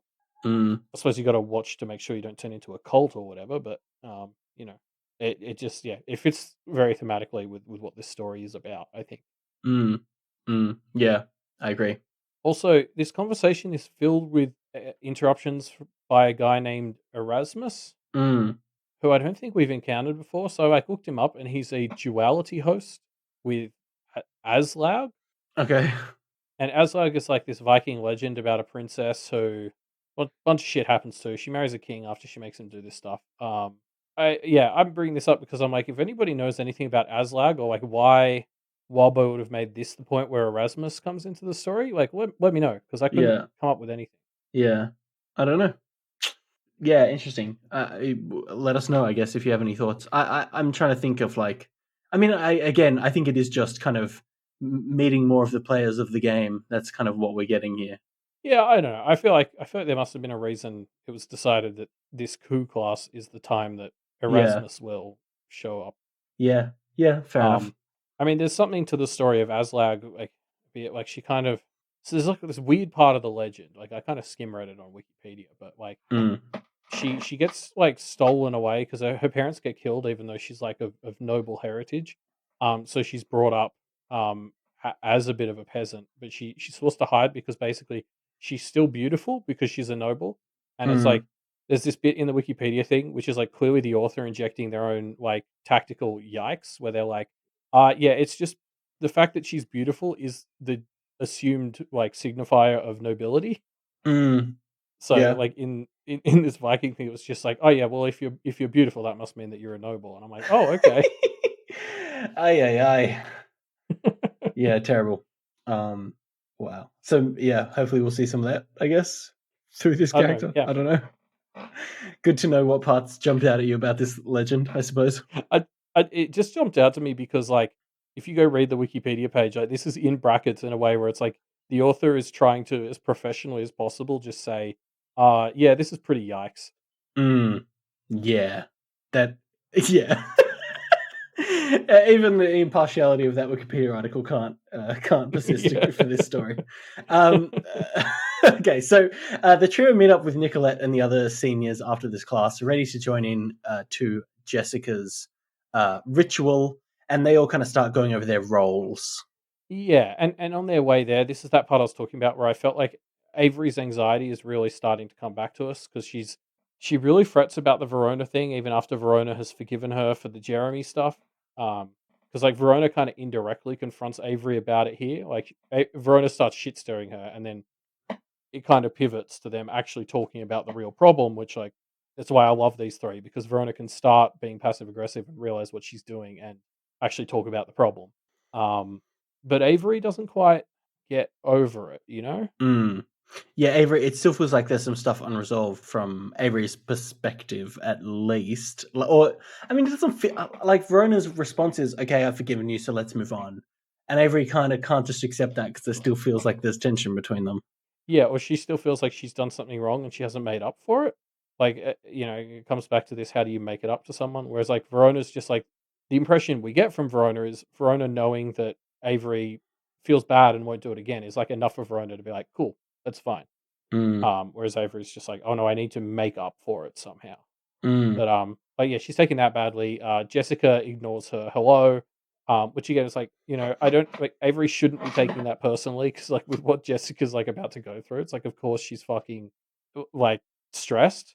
mm. Maybe it's a bit rude, but we've already seen how she's kind of been hollowed out by the ruins. So I was like, Avery, you shouldn't be taking this personally. Yeah, Um, and then she's fretting about the fact that Sheridan still hasn't gotten back to her about like scoping out how her parents might react to her coming out, yeah.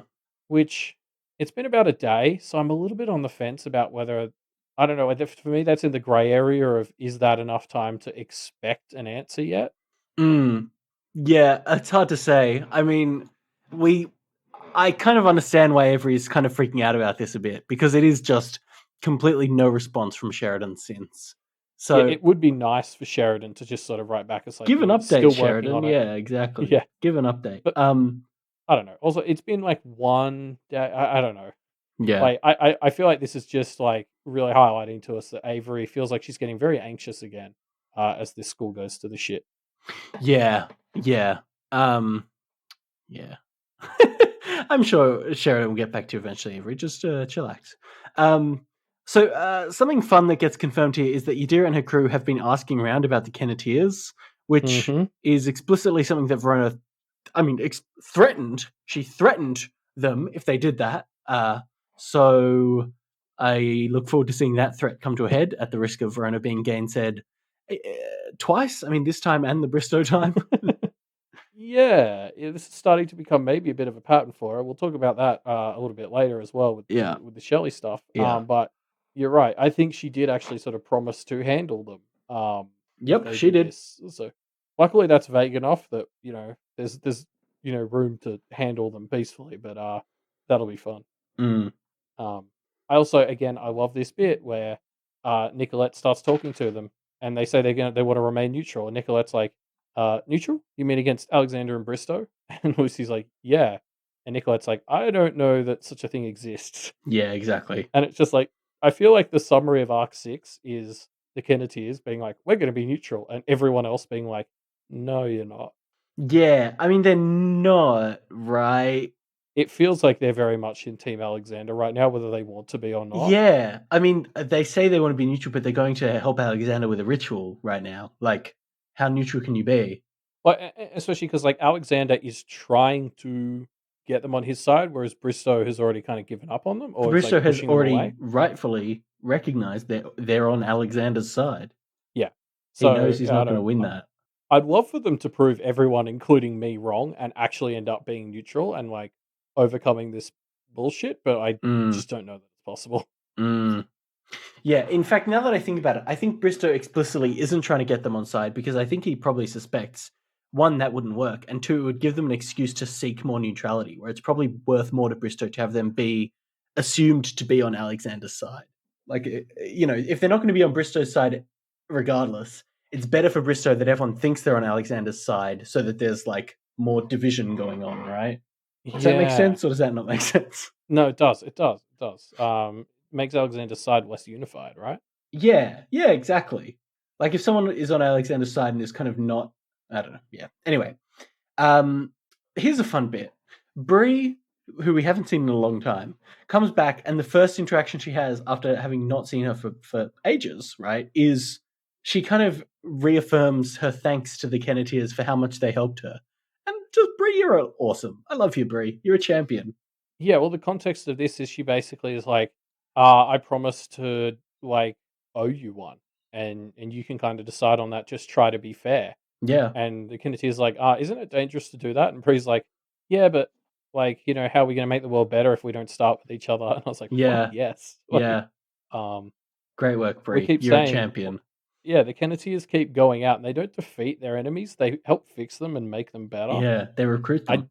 It's I awesome. don't know how they can do that with Alexander and Bristow. I feel like this is finally the time where we won't just get to improve our enemies. But like Yeah, so far, this story has just been the Kenneteers turning their enemies onto their side. Like first it was Nicolette, then it was Zed. Um, like I don't know where we're gonna go with these three, but it's just like I just love watching these three go out and make the world a better place, and Bree's proving it right here. yeah, yeah. Um, yeah, Bree, you're a champion. Not much more to say. Um, I also want to point there again. There's a bit where Nicolette sort of says, "I think if you put Verona and Alexander in a room for long enough, they'd end up great friends." Mm, And Lucy freaks out a bit, a bit about this, but I was like, because I think like we talked about this like a couple of weeks ago. mm, How I thought Alexander and Verona kind of shared that love for the practice and for the systems and figuring it out. mm, And I think that's what Nicolette's talking about here, and I think we'll talk about Alexander and his motivations, at the end of this ritual. mm, But I love this as, like, just a little reminder, like, as much as we hate Alexander and Bristow, they're still people, and, like, they're not cartoon villains, right? Like, Alexander's this dickhead. I suppose we'll get into it more then, but it's like Alexander's a dickhead, but that doesn't make him, like, 100% terrible all the time. yeah, yeah. I don't know.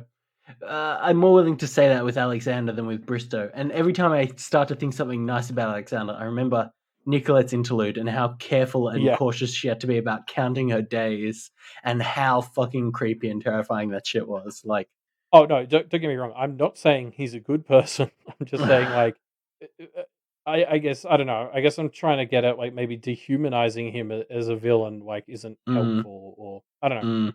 Let's get there, and I'll be clearer about it when we talk about, after what Shelley does. Yeah, okay, cool.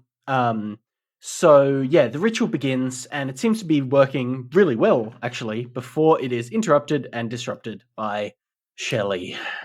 God, I was Ooh. fucking furious when this happened, like, Yes, me too. I don't Holy think I've fuck. been this mad reading a book, like, ever. It's I legitimately this is the worst thing, like the most frustrating thing.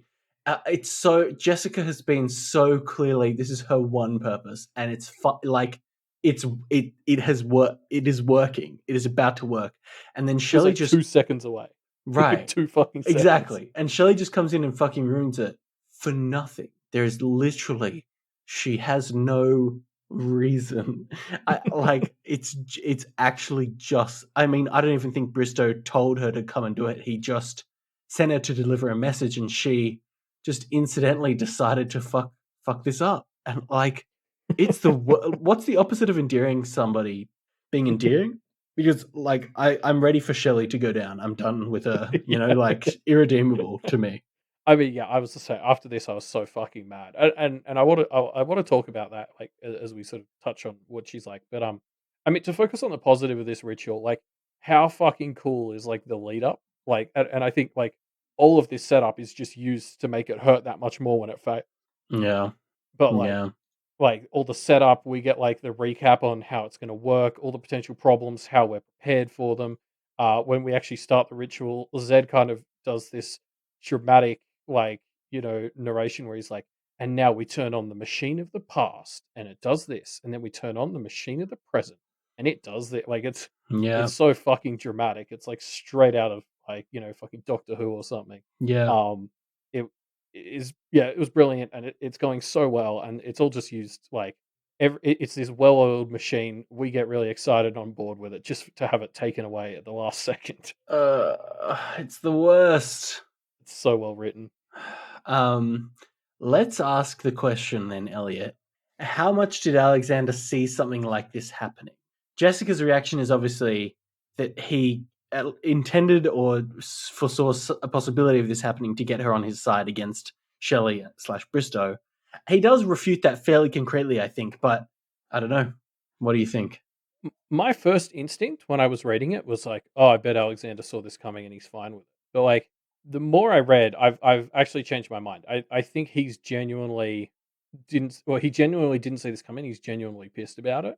Um, and what I want to kind of go back to is like all the way in Alexander's opening speech at the school. Mm, So this is like 4.4 or mm, something.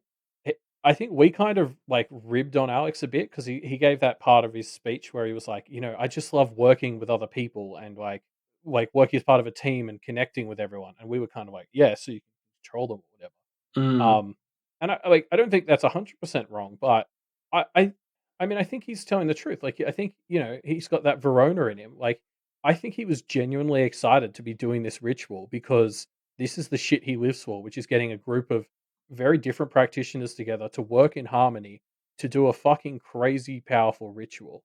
Like, and he talks about this with Jess. He does sort of say like, I'm having fun with this. Like, this is what I want to do, and like, don't let that take away from the seriousness of what this means to you. But like, he is having fun with this, and I think it's like he's still kind of being a selfish dick, but in like a good mm. way, like a helpful way. Like, Yeah, I agree. It's I don't know. He feels like he is using his selfishness for the good of the people.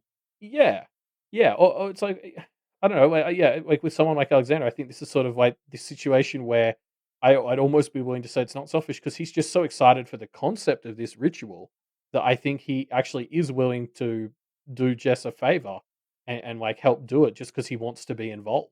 Mm, Um, and maybe that's not the best motivation because I don't know like how invested he actually is in Jess reuniting with a cousin as much as he is in winning. But like maybe while that's not the best motivation, it's not the worst.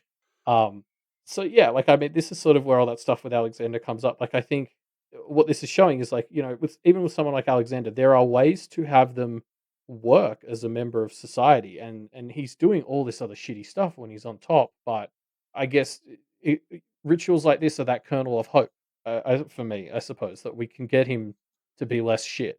mm. Yeah, no, I agree.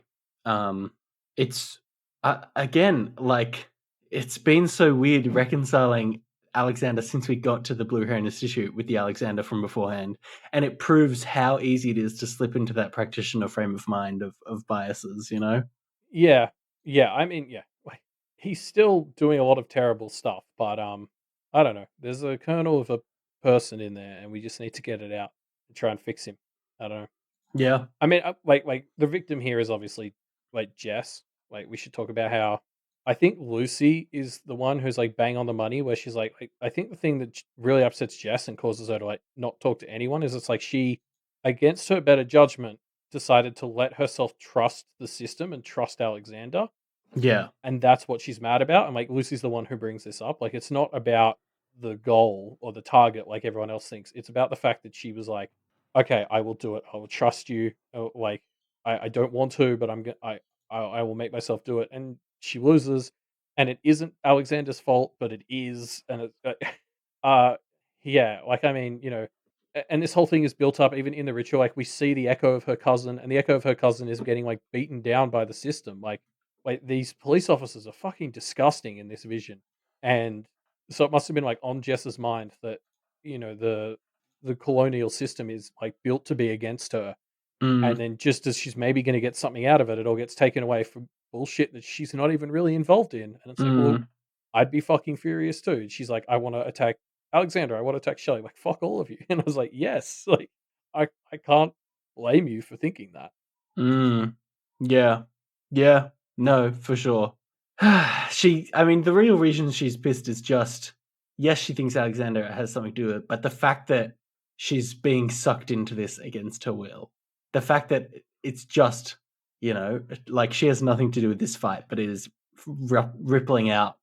And she never wanted anything to do with the school, but she had to come. Like, so many things just out of her power, leading her to here, and it's just shitty. Yeah, yeah. And I mean, Avery kind of makes this connection to herself, and we'll see what she does with that. She chases Shellie in a minute. Yes.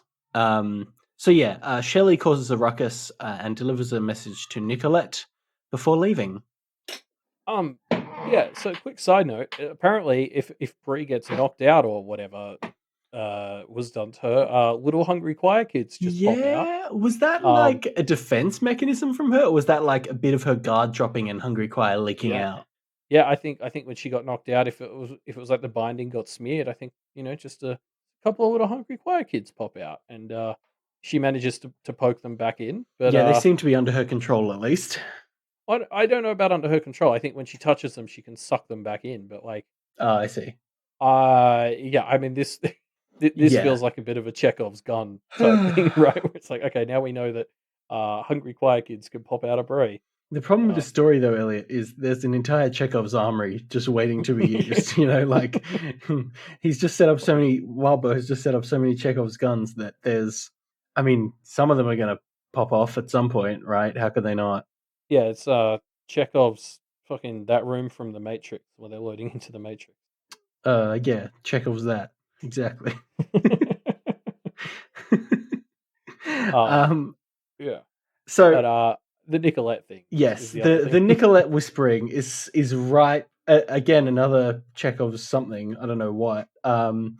Like it's clearly setting up and reminding us of Nicolette's various allegiances and her intentions to betray Alexander and all this stuff that is theoretically going to come into this part of the story as assisting in resolving the Alexander slash Bristow dispute.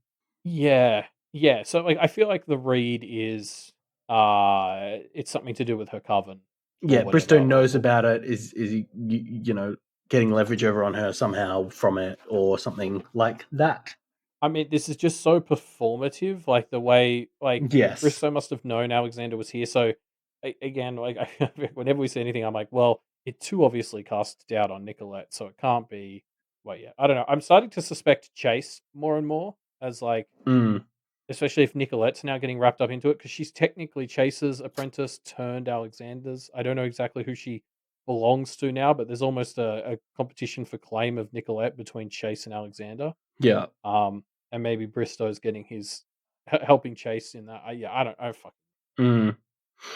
It's definitely like we need to find out what was whispered to her because this is Yeah, I bloody think so. juicy goss. It's definitely something juicy. Yeah. So yeah, Avery chases after Shelley, seeking to confront her for this senseless, meaningless cruelty that she has just inflicted. Yeah, there's just, I mean, Shelley is just not human anymore, right? Like to me, she has given up a key aspect of her humanity, which is the ability to interact with people. Basically, is what she's given up. Seemingly, she cannot. Uh, Anybody trying to reason with her, she instinctively will go the other direction. And I don't know what to call that if not a bare animal behavior.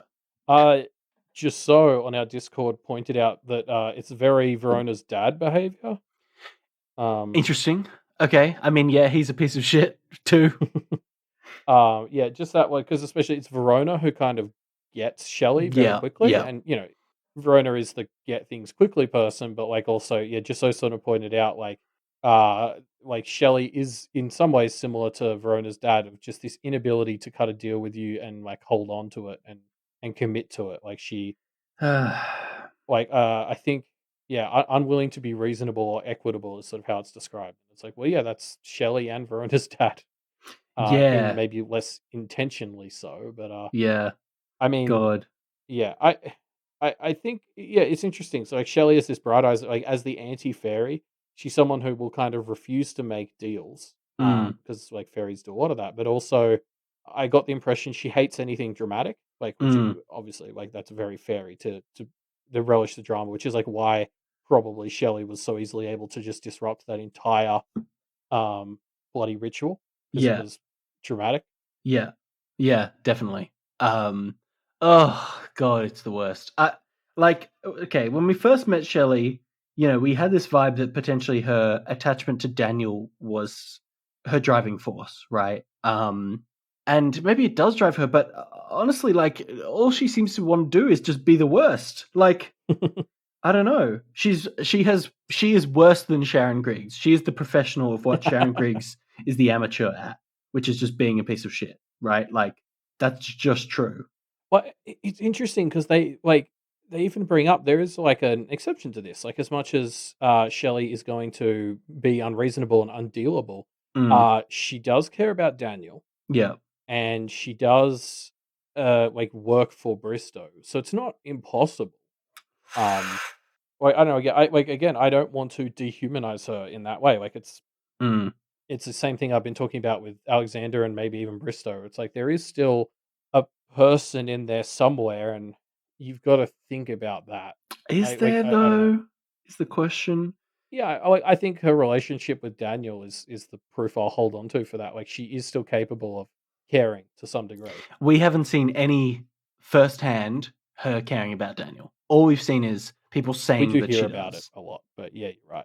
Like, people saying she cares about Daniel could literally just be somebody desperately, everybody that knows her desperately trying to hold on to some semblance of humanity that she doesn't have. Like, Hmm. legitimately, we don't know that that's a thing. Yeah. I suppose it remains to be seen. I'm willing to believe it just because we're hearing it from so many sources, but You know what we heard a few um, times, Elliot? That Sharon was Clem's best friend. Do you think that's true? no, but we're only getting that from one source, and that was Sure, Sharon. sure. Okay, yeah. Um, I don't know. Anywho, but yeah. yeah. Oh, sorry. Before we move on from this, I just want to quickly mention as well. Like, I love how this is like. So this is the point where Avery starts to lose it, and she sort of ties this to her own stuff a bit because, like, she relates to Jess in so many ways. Yeah. And that's what causes her to start to lose it. And the like the part of this I want to talk about is Verona steps in as our de-escalator by putting herself on the line. She's like, Avery won't do anything, I swear. Mm. And Avery like looks at her fucking like Oh yeah, as pissed you off. would. Yeah. And I can't decide if I think this is like a brilliant play or not. Mm. I'm interested what your because it's like I mean, it it's works. It does good. exactly what Verona wants it to do, right? Yeah, but like, is it a shitty move or is it like Yes, it is. It's a slimy little move for sure. but she stops Avery doing something she would regret? Mm. Like, I don't know. Like, I can't make up my mind on this. Like, it is shitty, but it's also like it feels right to like I think like Verona putting herself on the line in this way forces Avery to like reevaluate and Mm. maybe in a way that's not fair, but like that is something someone needed to do because Mm. like we end this chapter with Avery like moving her hockey stick charm away from her reach like Mm. her sort of last thing in this chapter is she thinks this is becoming a war. I need to keep my weapons away. Like, so I view that as her kind of regretting maybe what happened. So Yeah, her not wanting to yeah, fall into violence. yeah. So I really go back and forth. It's certainly a bold strat either way. This is the craziest thing Verona's done since about 2 chapters ago when she threatened to handle Yadira and co. Mm. Yeah. Um. Yeah. I mean, the war's popping off, right? Yep. Yep. Yeah. I mean, I can't wait. It feels like the second half of this arc is going to very quickly start to dissolve, and I look forward to it, and also dread Uh, it. yep. Yeah. So, putting aside the war for a moment, we're diving into a textbook. Hooray! Woo! Yeah, we dive into our domain textbook, learning the basics of domains and how they function. Yeah. So I just want to open up by saying like just how much I've enjoyed getting this entire trilogy of books. Like we got one for each of the sort of big three rituals. Um, all three of them have been like the size of a chapter as well. Like it's been 3 weeks of Wildbow basically writing 3 chapters, which is just insane considering how big and good these chapters are. Yep. Yep. So Yep. I Good mean, work. I guess I just want to say I'm thankful. It's around Yeah. Thanksgiving time in the US for me, Yeah. so So, I'm thankful for Wildbow putting in so much effort to give us these, but also take a rest. is there a thing called Canadian Thanksgiving, or am I making that up? Yeah, I think it was like a couple of weeks ago though. I think we're The too late for second that. Monday in October. Well, thanks, Wildbow. We appreciate you. Um, Um, yeah. yeah, To us as Australians, Canada is basically just half America anyway. So halfway between Canadian and American Thanksgiving is yeah. appropriate time. Well, it's actually Australian Thanksgiving today. Don't look it Yes, up, yeah, exactly. That's but a it is. genuine, real thing. Yes. But yeah, so back to the domain book Yeah. specifically, which we should talk about. Yeah. I something I wanted to call out as interesting is it's a very like we get the cover of each of these books, Yes. and the domain one is very like mossy and kind of Mm. like naturey, Yeah. natural. Natural. Yeah. Like it looks like it belongs in a swamp. Yeah. Um, and I just found that interesting because I actually would have expected like a Victorian architecture book or something, you know, Mm. like it, you know, we see another book refer to domains as a manse, like which feels like another word for mansion. Yes. Um, so yeah, I don't know. I'm interested in how organic this cover is. Yeah, interesting. I think that's interesting as well because I it's weird. A domain is like has such weird implications in terms of, and I guess this is why it's so natural. As like, and this is one of the first things discussed in the book that it's like um one of the hardest to pin down the origins of this ritual because it's the idea of sanctuary is something that's so like inherently, exists in the world amongst uh, sentient life. I guess that the Yeah, concept of well, a isn't domain is just a natural thing, emerging thing. yeah, isn't like shelter like one of the top things in the hierarchy of needs or Yeah, in something? old Maslow's hierarchy. Yeah. Yeah. Is that right? Yeah, I thought shelter and safety was like right up there. So yeah, like you're right. It's such an intrinsic part of the human experience. Mm. Um, it's just funny because like if you view domains as like, and we'll get to this, like you know, a practitioner claiming a part of the universe for themselves, like the parts of the universe claimed for humans are generally like the most developed and like concrete, like literally in both meanings of the word concrete. Um, so yeah, I don't have a explanation that I like for why it's such a mossy, naturally book. Mm. Mm. Yeah. Um. Yeah. The covers to these books have been great, haven't they? Just great work Hmm. by Wilbur. Um, so yeah, but again, before we dive into the book, one other thing to note. I feel like domains, we've heard a lot about familiars in this story. We've heard somewhat about implements. I feel like domains we haven't heard that much of. Like we know Alexander's domain, which we saw in Nicolette's interlude. We know about Ray's domain, which we saw in uh it was Ray's interlude or Zed's interlude. Ray hasn't had I an interlude. Zed's interlude. Yeah, and also just like in the classes Ray Right, taught. true. Yes. I guess that's the closest we've come to actually seeing domains in this story, but I feel like we haven't seen that much about them. I don't know. I'm trying to again like there's not Wildbird's not just going to dump information on us because it's interesting. It is interesting, but there's also presumably reasons for why everything's happening. Um, Yeah, and we'll I'm get to trying to those. think about why this text is here, other than the fact that it's just the third in the series. I guess something I thought is maybe Kennet is kind of like a domain, and maybe there's some parallels. I had this thought when I was going through my notes at the start of the book for the second time, but then like nothing really jumped out at me, so I don't really have anything to continue up that thread. Yeah, well, I think I suppose if you take that core concept of what a hallow is and compare it to a domain, they're not totally separate. I think the domain feels like a distinctly different, like higher level hallow sort of Mm, thing, but like there's mm, similarities there.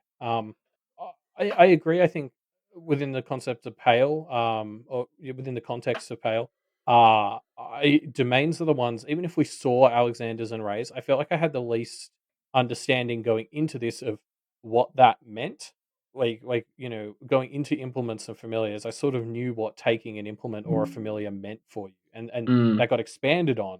But Yes, like in Pale, all we had seen were those two domains, and so within Pale, I was like, oh, okay, like what does having a domain actually mean for actually you? You know, tangibly mean. Yeah, exactly.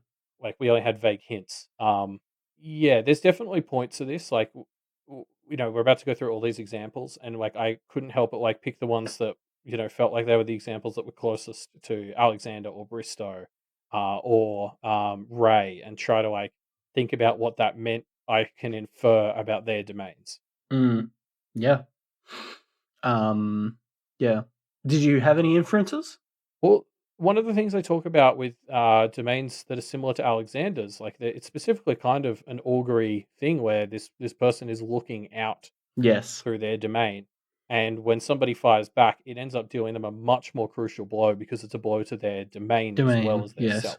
Yeah. Um, so the domain within that context, which is hopefully similar to Alexander's, is uh it's a blessing as well as a curse. Or it's a curse as well as a blessing. Like it gives you more power, but the flip side of that is it's a much bigger weak spot. Mm.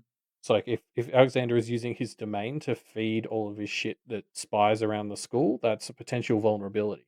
Mm. Mm. Mm. Yeah. True.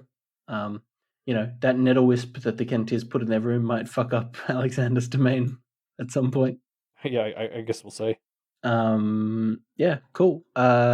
Okay, so yeah, the first part of this domain text, or I guess the majority of it, is Yeah. the text going through different schools of practices and how these different schools of practices may be impacted by or impact the domains of their practitioners, basically. Yeah, and what I love is like how these categories are like very different from the categorizations of practices we've seen other in other places. Like it's this is a world where you don't just put things in categories. Like this book looks at practices through the lens of where does your power come from and what do you do with it. Yeah. Whereas that's different to like the familiar text was very much about how you relate to other things. So it divided the practices up differently. Mm. And I think that's really cool. Like, if we sort of view the domain as an analogy for buying a house and setting it up as your sort of safe space, that you also have to use for a home office, then it's like this is sort of saying how you shape your office for your work. Like, like Mm. if you're somebody who does a sort of practice where it's useful to have power batteries, you get those. If you're someone who needs a clean workspace, you get one of those. If you need Mm. it as a meeting room, get one of those. Um, it's kind of a shame that most of these practitioners can't just seem to use it as a house. It has to like work into their job. Yeah. Yeah. Interesting. Like, to go back to the Lucy thing, I like if Lucy were to get a domain, I'd want it to be a place where she doesn't have to think about the outside world. Yeah. Like it needs to be a safe space for her. Whereas most of these are kind of like ways to enhance your practice. Whereas like I think Lucy needs one where she can just go in and kind of Take rest her refuge. soul and Yeah. and like re-empower herself before she re-emerges to fuck up all the dickheads. I mean, interestingly, we kind of see that that's how a few of these domains start, right? But they Yeah. always become something more over time for these practitioners. Uh, I think if Lucy made a domain for that purpose, that's how it would start, but it would morph into something else, and that's where it would be interesting to see what it turns into. Yeah, true, true. Um, I I mean, let's get stuck into it. I really like the vibe of the conjuration domain stuff. It gave me real Pokemon vibes. If you're a practitioner that specializes in conjuring others, you can really easily conjure, bind them, contain them, summon them, all using your domain. It's cool. It's like a little uh, PC in Pokemon. We also got information on a Yu-Gi-Oh duelist who uses a deck of monsters, and their domain is their deck of Yu-Gi-Oh cards. Again, loved it. I want to see more. Good stuff. Yeah, yeah, like all of these examples are amazing, and I mean this has been true of the entire trilogy Yep. of textbooks we've gotten. Like it's just Yep. these almost mini short story examples are always so fucking fascinating. Like, I think there's one that just starts talking about like somebody who binded like part of the clockwork of the universe into something or other, and I was just like, what the fuck? Yep. Um, yeah, like, and as we already said, I touched on. It's fun to then try and take these examples that we're seeing and try to tie them into the ones we know about, like Alexander's or Ray's. Yes. Yeah, yeah, definitely. I do want to call out there's one example which teases us even more on the Oni. Like, speaking of things Wobber keeps dropping in chapters and teasing us with, we learn that the Oni have waged war on the practice itself. Yeah, I loved this because we find out that the Oni are basically like people who have left behind the conventions of the practice, not people, others who've left Yeah. behind the convention of the practice. And it's like, oh shit, these are definitely plot relevant because we're trying to change how the practice works. Like, potentially Oni are 100% on board for that. Yeah, like, yeah. I hope we stop getting teased with this and start actually getting the deets. Um, my gut instinct is to tie this into like the rise of communism in the East, Mm, like post World War II, mm, as like if you view capitalism and the status quo as the system, which is what the right. practice is, like that maybe the practice side of the red tide or whatever the fuck. I'm terrible at history. Yeah. Was like these others kind of fighting against the confines of the practice, which um Which makes yeah, Oni then anti-capitalist and 100% the heroes of this story. I mean, I'm not disagreeing. um, yeah, it's worth pointing out how many of these stories end badly for the people involved, which is just great. Like, yep. I mean, it wouldn't be a practice textbook if about 50% of the examples didn't end in kind of fates worse than death kind of things. So great work deciding to become a practitioner, Kenneteers. I'm sure it will pay off. Yeah, the horribleness is just so enmeshed in this world, they clearly don't even notice it, do they? Yeah, Like, it's just this is a book you're meant to give, like, teenagers or teenagers. something, and Yeah, it's yeah. it's a book you're meant to give them as a here's all you need to know. Like it's not that I get no impression that this is meant to be used to ward people off of becoming Mm. practitioners. Yeah, it's just kind of like, at best, the author kind of throwing in some potential pitfalls, but it almost just felt like they just liked talking about the whole example. It's not for any like ethical purpose of warning people. It's just Yeah, for the holistic kind of uh, satisfaction of the author giving all their examples. yeah, just the education of it. Yeah. I like the structure of this, how it's like, the title of the school, bit of general info on it, some examples on how practitioners in the school gain their domains, more explanation on how this school tends to affect domains, and then like, a example, a continuation of the previous two examples that demonstrates that. It's a great way to like, again, gives actual stories while tying it to the information being imparted. It's just great. Yeah, you're right. It's like this two-step process where the first half is kind of why and how a practitioner gets a domain in these schools, Yes. and then the second half is how they use it. Yes. And I like that separation for kind of making us think about like and this is something the end of the excerpts we get here today really reinforce, which is like it's not a ritual that's done when you finish the ritual. This is like an ongoing investment. Is the final line. And I Yes, it's feel a like that's lifelong what investment. yes, yeah, and that's like that's sort of what we're getting here is it's sort of like, okay, this is sort of how you do it, but then we also need to call attention after that to like how you use it and what you do with it. Yes. Yeah, exactly. Um, then we get this third chapter, which relates to practitioners who already specialize in locations, e.g., finders and other types of realms based practitioners, and how the domain can be an incredibly powerful tool for them. Yeah. And like this is the part like I've loved following as we've gone through Pale, learning about how the cosmos of this universe is put together. Um I think we've talked about it before, but like I kind of view all these various realms as like projections of the human subconscious or conscious. Um and then it's like carving out a domain is sort of a practitioner stamping themselves into that that sort of I forget the word I'm looking for, but that sort of mess of reality and sort of saying, this is my part and it moves with you. So like a goblin Mm. practitioner will find that their domain kind of moves through the cosmos closer to the Warrens, and that might be good because then that gives them cheaper access. Like, I mean, it's hard not to tie this part to Avery and think, hey, Avery, get a domain that you can tie to the paths. And it actually talks Well, about using them as like escape hatches and stuff, right? yeah, I mean, this is what I was thinking. Like, again, tying it back to why are we hearing about domains, and also the earlier question of how do we have each Kenneteer get one of the three?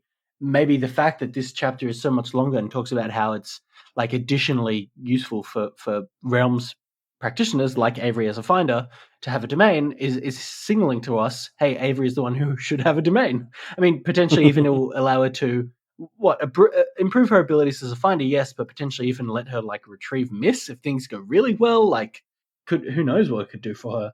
Yeah, I mean, that does seem well, that jumped out to me as an option as well. Like, totally. Like, does it let you bend the rules? Because they talk about like being able to keep your domain near you while you're in Yes, paths as a bonus room. And it's like, okay, go to the path that misses on, put her in the bonus room, and like, and then yeah, get her home. Bada bing, bada yeah, boom. I mean, I could see Miss having issues with being tied to someone's domain. Like if her going Yes. in there ties her to it, that'll be a big no-no for her. I mean, something else like I consider all this stuff is like, do we know what happens to a domain when you die? I'm not sure we know. Because like I look at something like Kenneth and I think, okay, let's say Avery's like, I want to do a domain, I got to get Miss, so I'm going to take like this house as my domain. Yeah, we got that example in this chapter of the person who's like helping fight off the economic depression spirit from their village. And one of the things that was mentioned is she kind of tethers her domain to all the other domains of the deceased people who held Yeah, the role beforehand, which implies that there's still some presence of those domains in the world. Like it's not like they completely vanish, right? yeah, and because this has got to be one of those things. Like Miss talked about this a lot. Like as immortals, the others have to be really careful because for someone like Avery, she's like, oh, if I take this chunk of Kenneth as my domain, I can like help you out, and then and then the Kenneth others will be like, yeah, but then for the 10,000 years after you're dead, we have to deal with this fucking part of our town that is yours and we can't touch or something. Yeah, exactly. Like does it lose its attachment to the real world, or is there still going to be this chunk of the real world that is a domain that they can't use properly? Yeah, Because I that don't like that's know. not a sustainable system. Like 10 generations of Avery's kids down, and they've got half the town as their domains or whatever. Yeah. Um, yeah, I don't know. That's the questions that this text is raising. And we'll have to see how it starts playing into the actual story to see how it, comes to fruition. Yeah. Because there's like a final small chapter which is like talking about like how you dress up the thing, and it's like this Yeah. is the part. Chapter 3 was kind of the hey, Avery should maybe consider this chapter. Yes. And then chapter 4 is the kind of Verona should probably not consider this Yeah. because it's basically a whole chapter on how you need to put work into this and it's constant and you can move power around, but it's all about management and constant investment. And I was just like, oh, like literally how we were introduced to Verona in 1.1 was I hate housework. Yeah. And this is literally working on your house. Yeah. Um, yeah, I like that. But yeah, that's the end of the chapters for this week. But before we go, we have a discussion question that we want to raise. So leave your answers to this in the discussion thread. The question we want to talk about is now that we've heard more about each of the big three rituals. The question we want to ask is for you, dear audience member, which do you find the most exciting or interesting, and why is that? You can write about which you'd want to do if you want, write about which you're most excited by. Just an excuse to, discuss these three rituals in context of yourself in a bit more detail. Yeah. Yeah. So which all of the three rituals do you like? Yeah, ritual, And why? we'll call this question. If you have answers to that discussion question, you can leave them to the discussion in the discussion thread, which is linked in the show notes down below in your podcatcher. Yeah. You can head to doofmedia.com to find out about the other shows on the Doof Network. Our episodes are getting longer, but that's no reason for you not to listen to the rest of the network. Yep. So go there and check out all the other shows. Yeah, especially What You Say, which has just kicked off their discussion of season 3 of the OC and is going strong. I'd strongly recommend it. Yes, and a reminder about that Doof and Chill that we're gonna do this Saturday, where we read out that OC spec script with, I think it's like Scott, Elise, Matthias, and Matt Yep. are all going to be And there as Scott, well. Elise, Matthias, Matt. Yeah, I think so. Yes, yeah. I think maybe some more, but we'll see. Maybe Yeah, some and special guests. and then there's patreon.com/doof media, which you'll remember I predicted everyone would go there, so please do. Yep. Um, Well, you already have to. That's the rule. uh, there's actually, we've got that bonus content on Patreon now. So at our $10 tier, just about every week you get an episode of some sort of bonus show. So there's other levels of the tower if you like Kingslingers and want to hear Matt and Scott talk more Stephen King. Mhm. We've got our own one called The High Ground, Yep. which comes out this Wednesday, actually, episode 2. Can I just say as well, the recording we did for this episode of The High Ground is the most fun I've ever had in a recording session, and I really do think that will translate to a fun episode. I hope it does, because it was really genuinely delightful recording. It's been a very fun show to put together. Yeah, I've been having an absolute yeah, blast. it's been So a real blast. in The High Ground, we're going through the Star Wars prequel series and kind of turning a moral / critical eye to the world of the prequels with my sister Georgia as our third host, and Yep. it's very fun. Those movies are wild. Yeah, it's been great. While you're on Patreon, why not head over to patreon.com/Wildbow and give Wildbow some money. If you're not sure where to find some money, make an Alcazar out of your wallet, go inside and grab whatever's in there, and then just hand it over to Wildbow. I think that's how it works. Yeah, you figured out a life hack for the practitioner world. Infinite money. It's an infinite money exploit for practitioners only. Cool. Cool. So with that, we'll see everyone in a week. See you, folks. For probably more cutting class. Yeah, let's cut those classes.